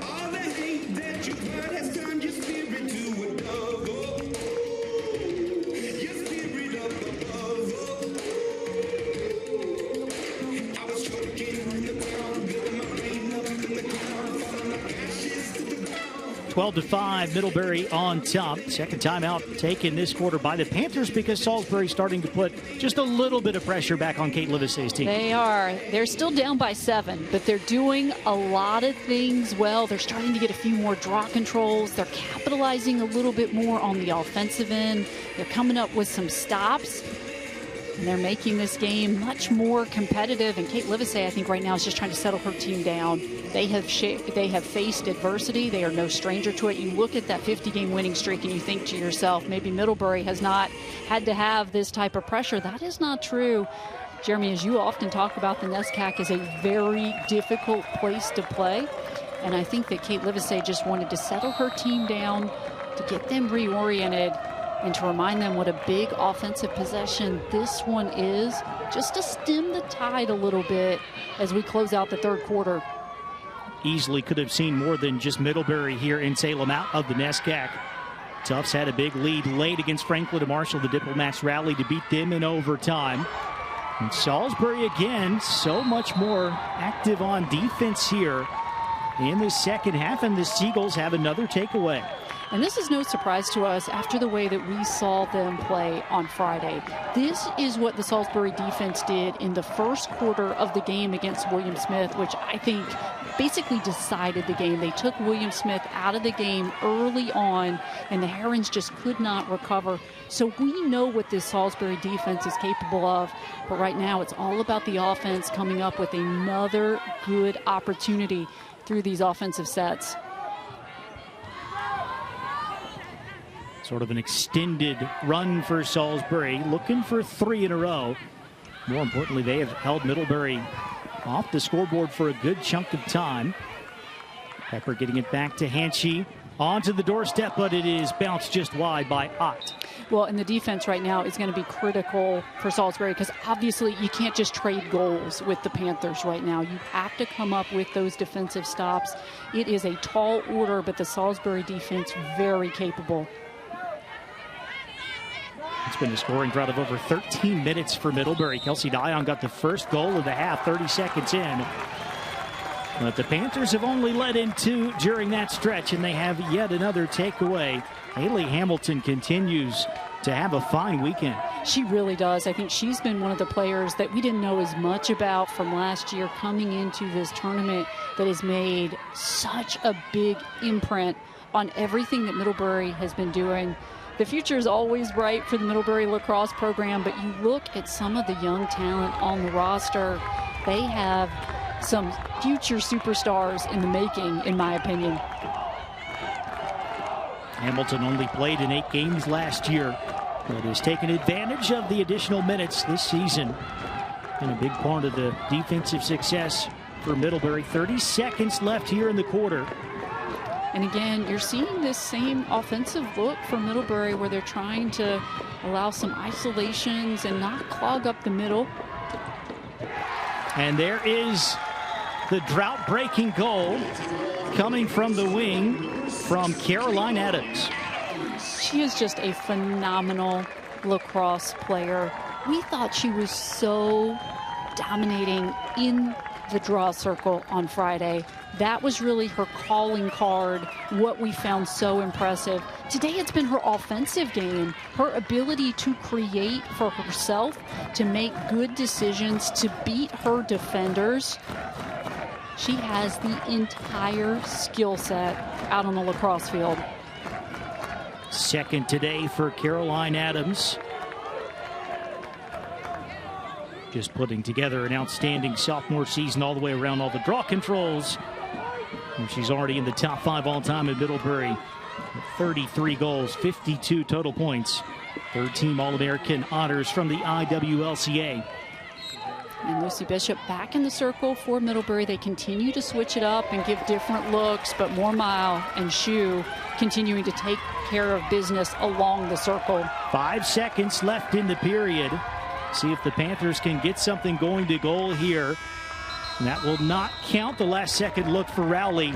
But Middlebury got the late goal, and the Panthers will take an 8-goal margin into the final 15. Looking for 3 straight. Middlebury up 13-5, 3 quarters in the books here in Salem.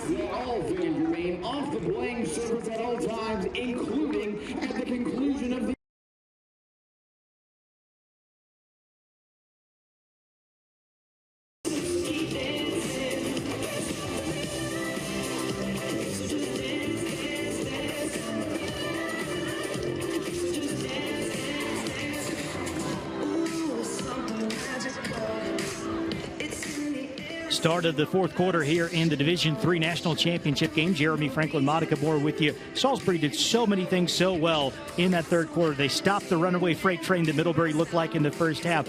At the end of the day, though, 2 goals for the Seagulls, 2 goals for the Panthers, even on the scoreboard in the third 15-minute set. That's right. So it's a bit of a moral victory, I think, for Salisbury. But in this fourth quarter, they're going to have to get big defensive stops, and they're going to have to capitalize early because time is not on their side. We've seen what they can do.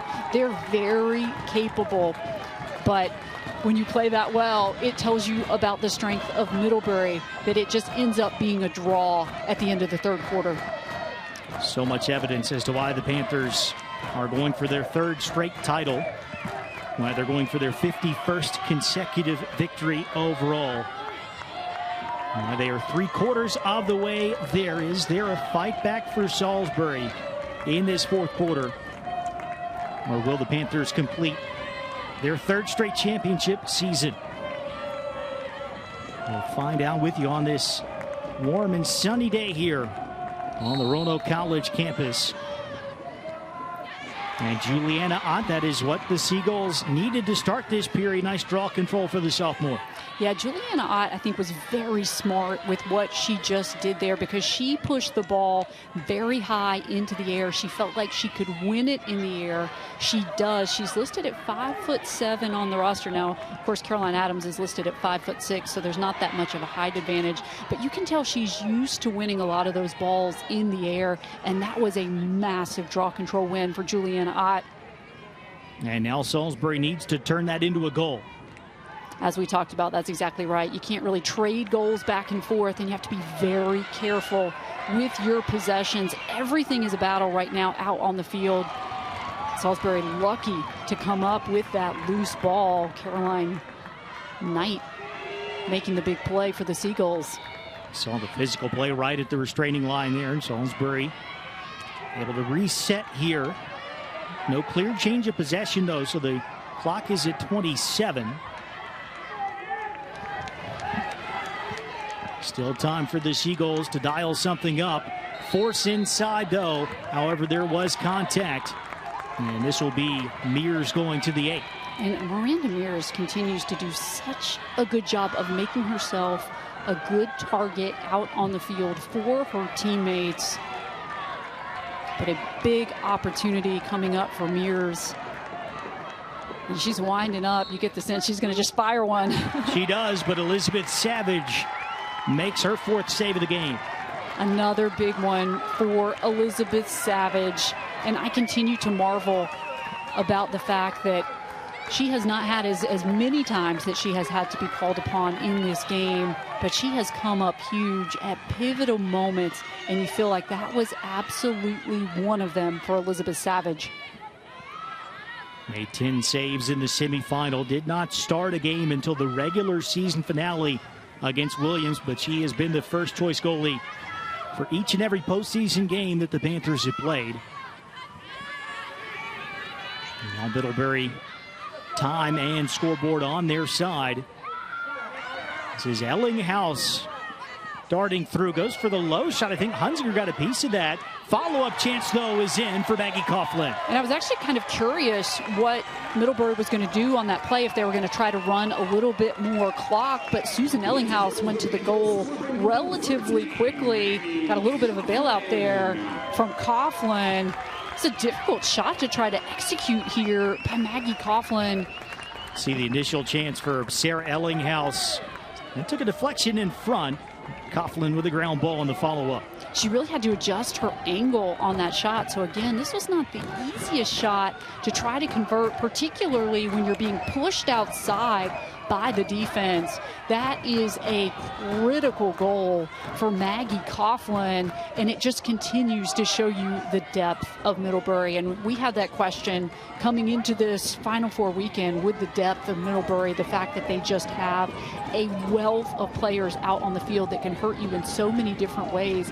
It is hard to contend with it. No one has found a way to beat them this year because their roster is so talented top to bottom. It just adds up, right? You have Shue and Rowley putting up the huge numbers, but so many other players just give you 1 goal here, 1 assist there, and 2 points in each of the championship weekend games now for Maggie Coughlin.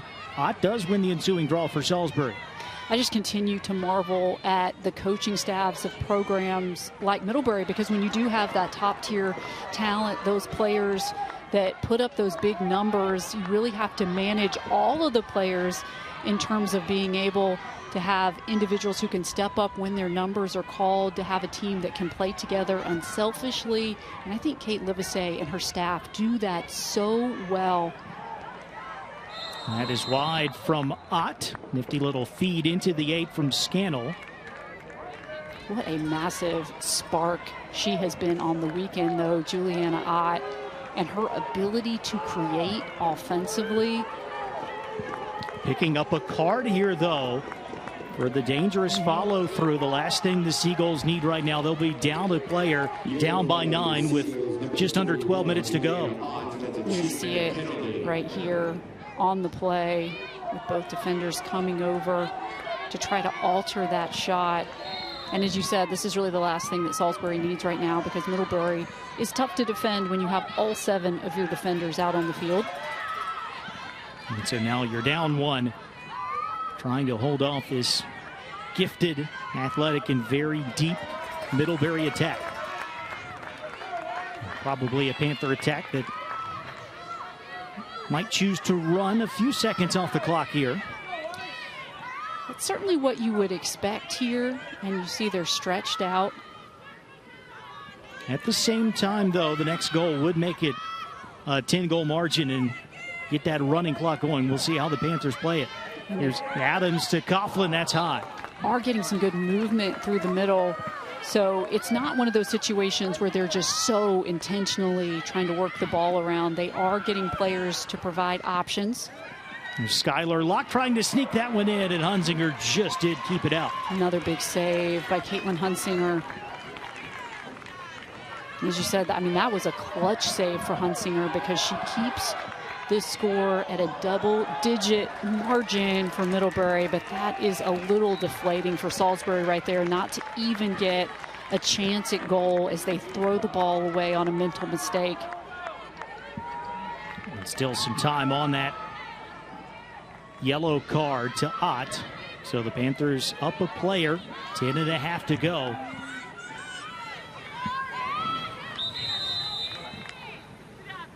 We've got a stoppage here and counting the players on the field.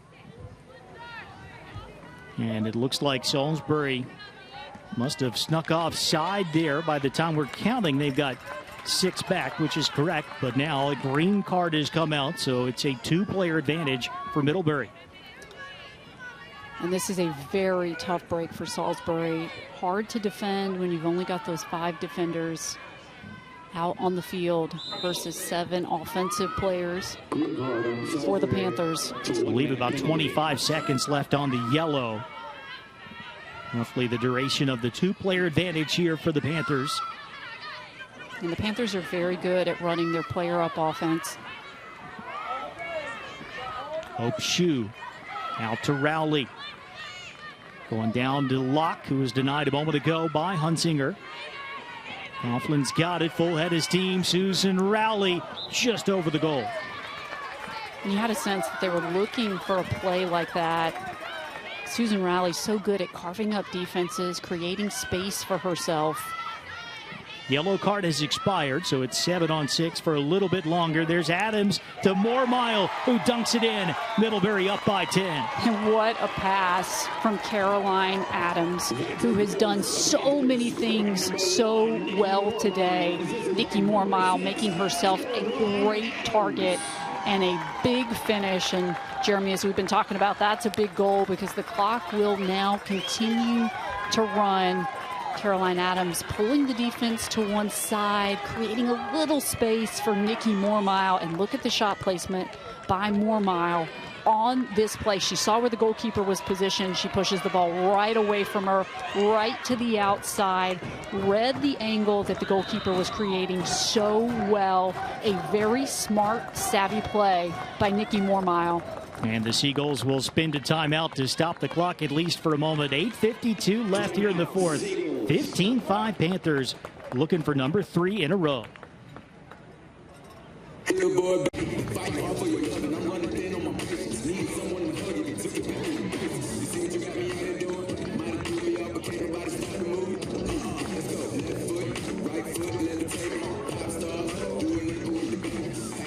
Take a look at what Kate Livesey and Middlebury have done the last few seasons. We probably need about 10 graphics to encapsulate every accomplishment that we've seen from the Panthers, but there are some of the highlights, and they are putting their talent, their experience, and their chemistry on display here today. When you think about Middlebury lacrosse, you think about excellence at the highest level. They do things well. They do things the right way. They pay attention to every detail. They're so well coached. They're very humble. They're great teammates. And that is the big reason you see the numbers like that, the stats, the legacy, and the culture that they are creating there. It has been staggering what the Panthers have been able to do over the past few years. Middlebury has not lost an NCAA tournament game since the 2018 championship against Gettysburg. They won the title in 19. There was no tournament, of course, in 2020. And Middlebury did not compete in 2021. They've come back out with a vengeance. Their only loss over the last 3 years in the NESCAC championship game in 2022. In fact, that's their only loss since the season opener in 2019. They have won 92 of their last 93 games. Salisbury has to take some risks right now. You're going to see some more aggressive play, and you might see some additional cards. Meredith Price picking up the card there. And Jeremy, I remember talking with Kate Livesey about the fact that Middlebury had not played that season, so it had been a very long period of time before their team had been together out on a lacrosse field. It was just an extra challenge when they started playing back, and you see what they've been able to do with that adversity. Just adds an extra little bit of excellence to what they've done. Coach Livesey wanted to talk about the 4 players who were in their 5th year with the program who stuck around. Susan Rowley, Nikki Mormile, Chloe Newman, we see a lot of, all very well decorated. Abby Hillebrecht completes that group. And they have been rewarded with so much success on the field, 8 minutes away from another undefeated campaign and another national title, unless there is some kind of furious fight back from Salisbury down the stretch. But there is one of those 5th-year players, Nikki Mormile. She had a hat trick in the title game last year. How about 3 goals in the 2024 championship as well? One thing that we know about Nikki Mormile is she seems to elevate it even more for the big game moments. She comes up big in championship weekends. What a career that she has had. She just finds ways to contribute all over the field, whether it's offense, defense, on the draw control circle. She's such a competitor. She has such a great understanding of the game. And you talk about not taking a play off and really setting that type of tone for your team. So when you're a younger player coming into this Middlebury program and you have players like Nikki Mormile who behave the way they do in practice, out on the field, in terms of the level of excellence you get all the time, again, that's what helps you create a culture. Nikki Mormile with her 53rd career goal. And again, she has had some massive games in some of the biggest contest for the Panthers in recent years. Had 4 goals and 5 points, both career highs against Gettysburg in the semifinals 2 years ago. The hat trick against the Bullets in the title game last year. Also had 3 in the NESCAC title contest against Tufts. 3 more today, and there is another Salisbury card, another green, this time on Cameron Pepper. And you can't blame Salisbury right now. They're trying to be really aggressive. They don't have any other choice because they need possessions. It is hard to get them from Middlebury. But now when you are playing a player down, it just makes things a little more difficult. And we really haven't seen Middlebury take their foot off the gas pedal here. They really have continued to be aggressive, to go to goal, to look for the shots that they want. Up by 11 now with 6 and change to go. And again, another 7-on-6 for the Panther attack. Mormile trying to lob that one out and doesn't make it through to Rowley. Good interception there by Natalie Held. Really good play there, understanding what Mormile was doing, and Held gets the interception. And you're going to see Hope Shue be very aggressive on the redefend. Good decision by Salisbury to try to get the ball in the cross of Held, who just provides such a calming presence out on the field. Green card has released now. So even strength for the Seagulls. 5.5 minutes to go.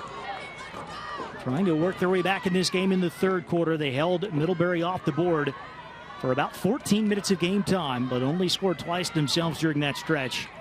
And the Panthers have come back with a vengeance here in the fourth. And credit Middlebury, because it took Salisbury a little time to get the ball up the field and to get into their offensive set. And that's time that Salisbury really can't afford to lose right here. Here's Knight, who has had the terrific tournament run. And a one-time chance, and it looked like Savage got a piece of the attempt for Ott. And Middlebury ends up with the ball.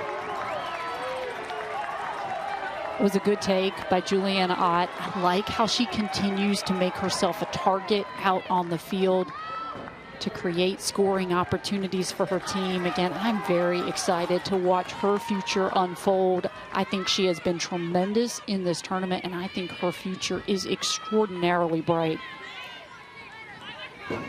Just as sophomore has emerged here in the postseason, career-high 7 draw controls against Washington and Lee in the quarterfinal game to get them to Salem. And then the 6 draw controls, 2 late goals for the Seagulls against William Smith on Friday. Coughlin working inside, gets upended, and will head to the 8-meter arc. And I think the thing with Juliana Ott, I think she'd had around 23 draw control wins coming into that Washington and Lee game. And then to put up the numbers that she put up in that contest and then in the semifinals against William Smith, talk about being able to step up when your number is called in big game moments, perhaps the biggest games of her career. It is phenomenal what we have seen her do. So before the 8-meter look for Coughlin, the officials chatting about something. It's 16-5 Middlebury, 3:57 remaining here.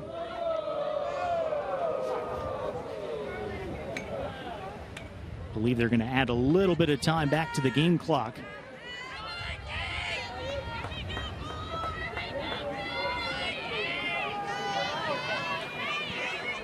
Nope, no adjustment there. They put 4 seconds back on the possession clock. And then Coughlin overthrows Charlotte Price, the senior, is getting some time on attack right now for Middlebury. Seagulls get it back. So unlucky there for Middlebury. And now once again, Salisbury, it's a tough choice you have to make because you need to quickly move the ball up the field, but you can't afford any miscues. You need these possessions desperately. That is a difficult pass to have to corral. Scannell able to track it down in the corner and save it to Hanshy. Seagulls want to go quick here if they can. They do, and they score. Is that going to count, though, if they waved it off here for Doyle? So we'll see what the officials' call is. And you said it, Jeremy, that is exactly what Salisbury wanted to do. They wasted very little time getting a shot opportunity. No goal. But unlucky as it is wiped away. So we're going to get another look here. See the quick feed coming from behind from Pepper. Doyle trying the one-timer. You see the defender there. That's Kylie Wilson for Middlebury. No goal, but they did not issue a card to Doyle. But very deflating for Salisbury to come up empty on that possession. They really did exactly what they needed to do in terms of creating the scoring opportunity, but just have not been able to dig themselves out of this deficit that Middlebury so expertly built up in the first half with great methodical play, taking care of all the little details. We could tell in the post-game press conference on Friday that Middlebury a little disappointed at themselves at times on Friday, that they didn't play as crisply and as focused as they had wanted to play, and they didn't want to leave anything to chance today. And the way they came out in the first quarter of this game really told you that they were intent on setting the tone early on. They did it, and it was very hard for Salisbury to try to get their way back into the contest based on the way that Middlebury played in the first 30 minutes. Salisbury scored the very first goal today, and then Middlebury reeled off 10 in a row. A green card has eventually been issued to the Seagulls. So after all that, Middlebury will have the player advantage for 60 seconds, leading by 11 with 2:28 to go. You can see Doyle is serving that green card suspension. And you can sense the frustration right here for Salisbury. They have done everything they could to try to dig into the deficit, to claw their way back into the contest, but they've run into a juggernaut that is Middlebury, that is so talented. And it is hard when you have that early first half deficit to make any gains in the second half against the team the caliber of the Panthers. Middlebury fans sitting right below us, starting to celebrate. There is that other fifth-year player, Abby Hillebrecht, seeing some time here late on for the Panthers. She'll get it from her classmate, Susan Rowley. They really want to get a look for 17 if they can. And as you said, the fans really are starting to feel it. They're no strangers to what this feels like on championship weekend. Is a little too much on that pass. Not too many miscues for the Middlebury offense today. An 11-goal lead with a minute 20 to go. That's right, and certainly when it mattered, Middlebury was so dialed in. They didn't want to have a lot of mental turnovers, things that they felt like were unforced, and they have done that today. Final minute of the national championship game.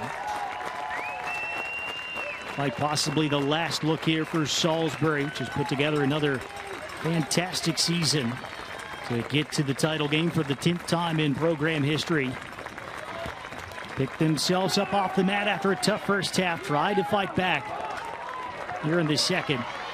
And it has been so tough to do against this elite Middlebury team. We'll see a shooting space call and a late 8-meter chance coming up for the Seagulls. Just under 30 seconds to go.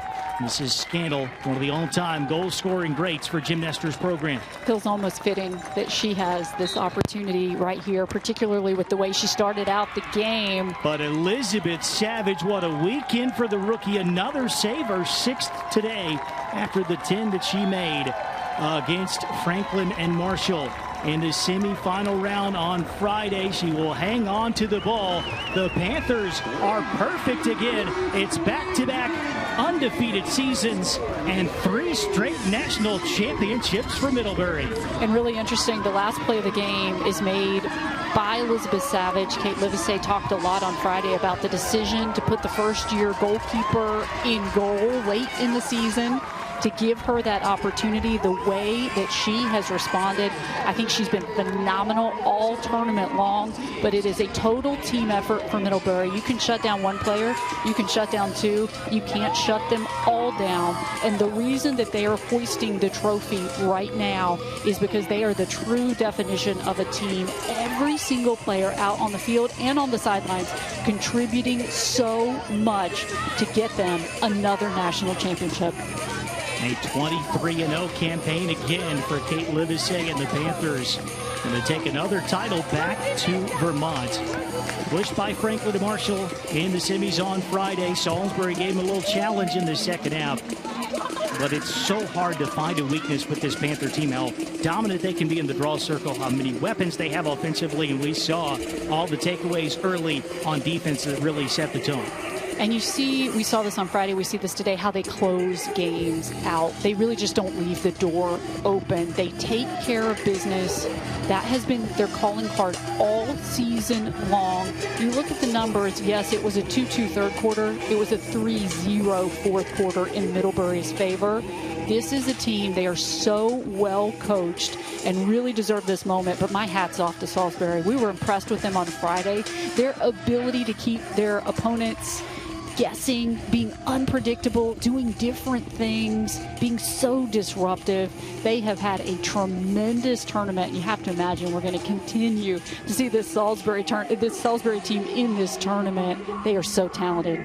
And the Seagulls just keep competing. 2021 national champions. Coach Nestor's going into the IWLCA Hall of Fame this November.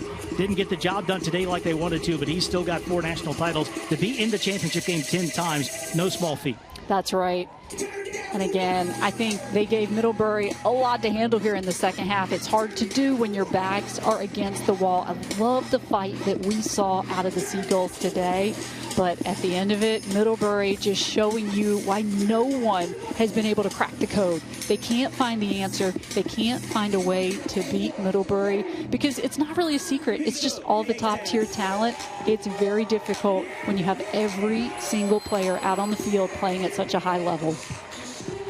And they really get tested in the NESCAC, the best conference in Division III women's lacrosse. They have passed those tests with flying colors the last couple of seasons, not to mention the amazing success they have had here in the national tournament, celebrating their 3rd consecutive title here in Salem. That is a special moment right there. You see some of the youngsters, Kate Motley giving a very big, well-deserved hug to Elizabeth Savage, because there's a lot of the future right there between Motley and Savage and this young first-year class. And Kate Livesey, with the program that she's created, she gets this top-tier talent coming in every year with her recruiting classes. So again, right now it is Middlebury's day, and the future very bright for the Panthers. Part of some national titles as a player under Missy Foote, and now she's won 5 as a head coach at Middlebury, plus the one that she took home with Trinity before returning to her alma mater. Special experience, no matter how many times you've been there, no matter how many times you've done it. That's right. I think these coaches will tell you it never gets old, particularly because it's not about them, it's about the players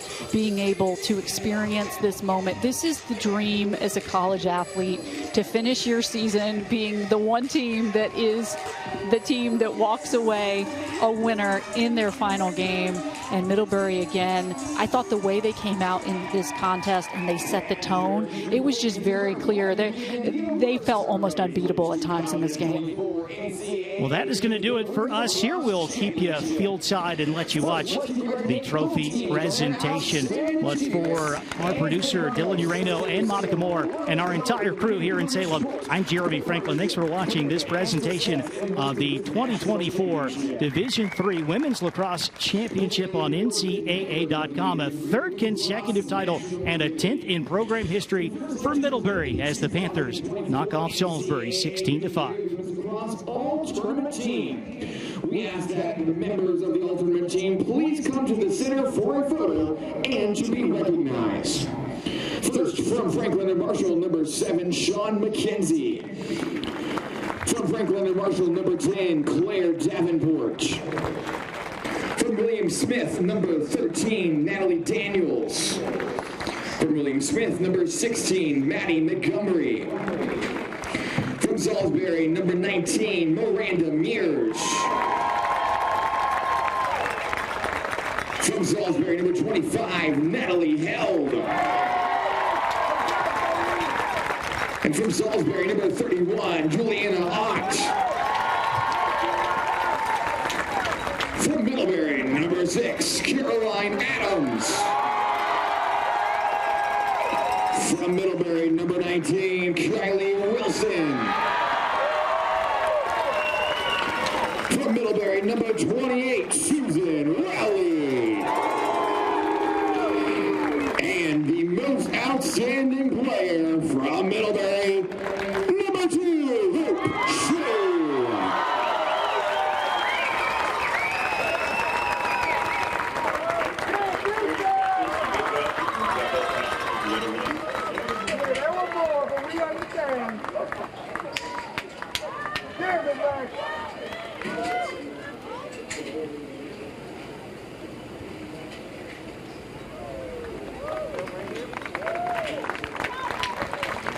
Let's hear it for your 2024 All-Tournament Team.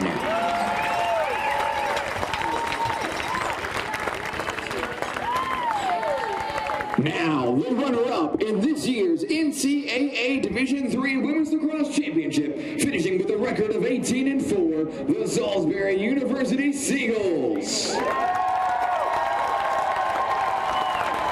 Will the following individuals please come forward to receive your awards? Number 2, Alexandra Parker. Number 3, Ellery Stamp. Number 4, Aaron Scannell. Number 5, Grace Doyle. Number 6, Madison Hare. Number 7, Mary Hanshee. Number 9, Leah Vilov. Number 11, Cameron Pepper. Number 12, Abby Lanchos. Number 13, Grace Doy. Number 14, Elizabeth Hessen. Number 15, Kirsten Hartman. Number 16, Meredith Price. Number 17, Abby Fleschel. Number 19, Miranda Mears. Number 20, Lauren Runter. Number 21, Reagan Davis. Number 22, Caroline Knight. Number 25, Natalie Held. Number 26, Grace Milliron. Number 27, Audrey Harrington. Number 28, Reagan McDonald. Number 30, Madden McEnany. Number 31, Juliana Ott. Number 32, Madeline Davis. Number 33, Rachel Johnson. Number 34, Sophia Schmidt. Number 35, Curly Hoffman. Number 36, Allie Mathis. Number 40, Gabriella Dorsey. Number 44, Caitlin Hunsinger. Number 46, Jacqueline Bang. Number 1, Delaney Pichowiak. Number 8, Warren Hackett. Number 23, Caroline Daly. Number 24, Liz Haney. Number 42, Paige Ellis. Head coach, Jim Nestor. Assistant coach, Liz Marr. Assistant coach, Caitlin Talbot. Assistant coach, Allie Henson. Assistant coach, Kellen McAleer. Assistant coach, Emma Scogland. Trainer, Winston Harden. And athletic director, Monica Pelosi. And now, will the head coach and team captains please come forward to accept their team trophy?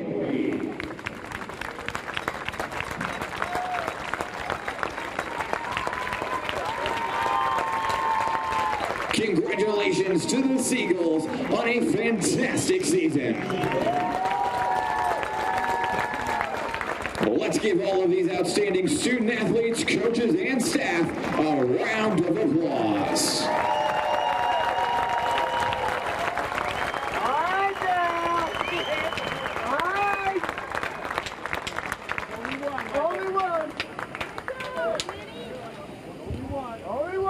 And now, for the third consecutive season, your 2024 NCAA Division III Women's Lacrosse National Champions, finishing with a perfect record of 23-0, the Middlebury Panthers.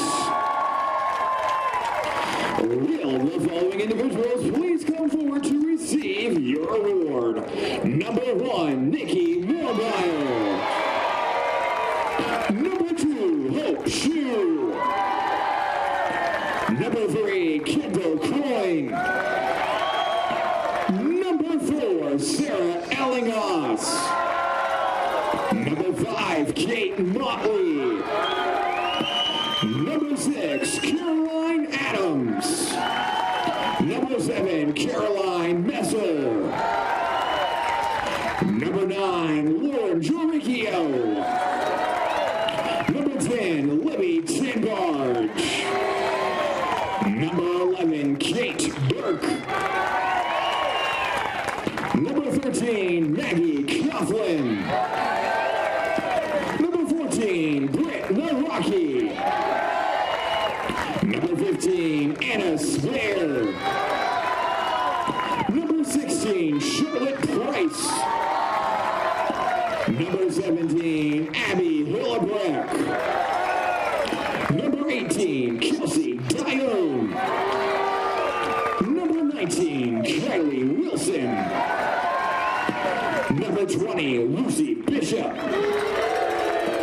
Number 21, Jamie Newman. Number 22, Katie Duggan. Number 23, Chloe Newman. Number 24, Berdine Atherton. Number 25, Grace Mumford. Number 27, Dottie Gizlandi. Number 28, Susan Rowley.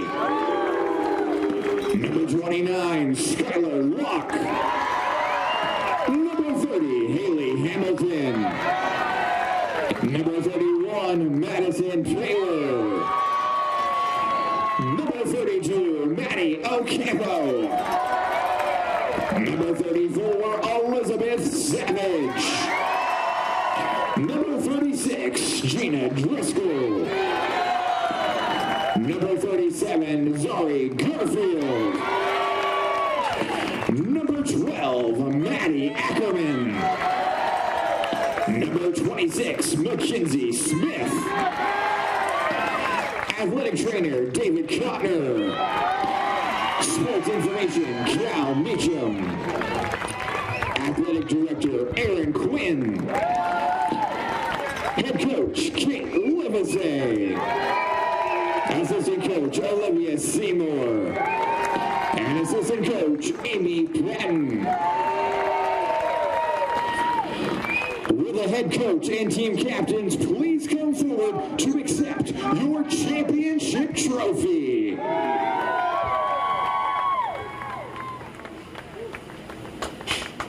Go get it!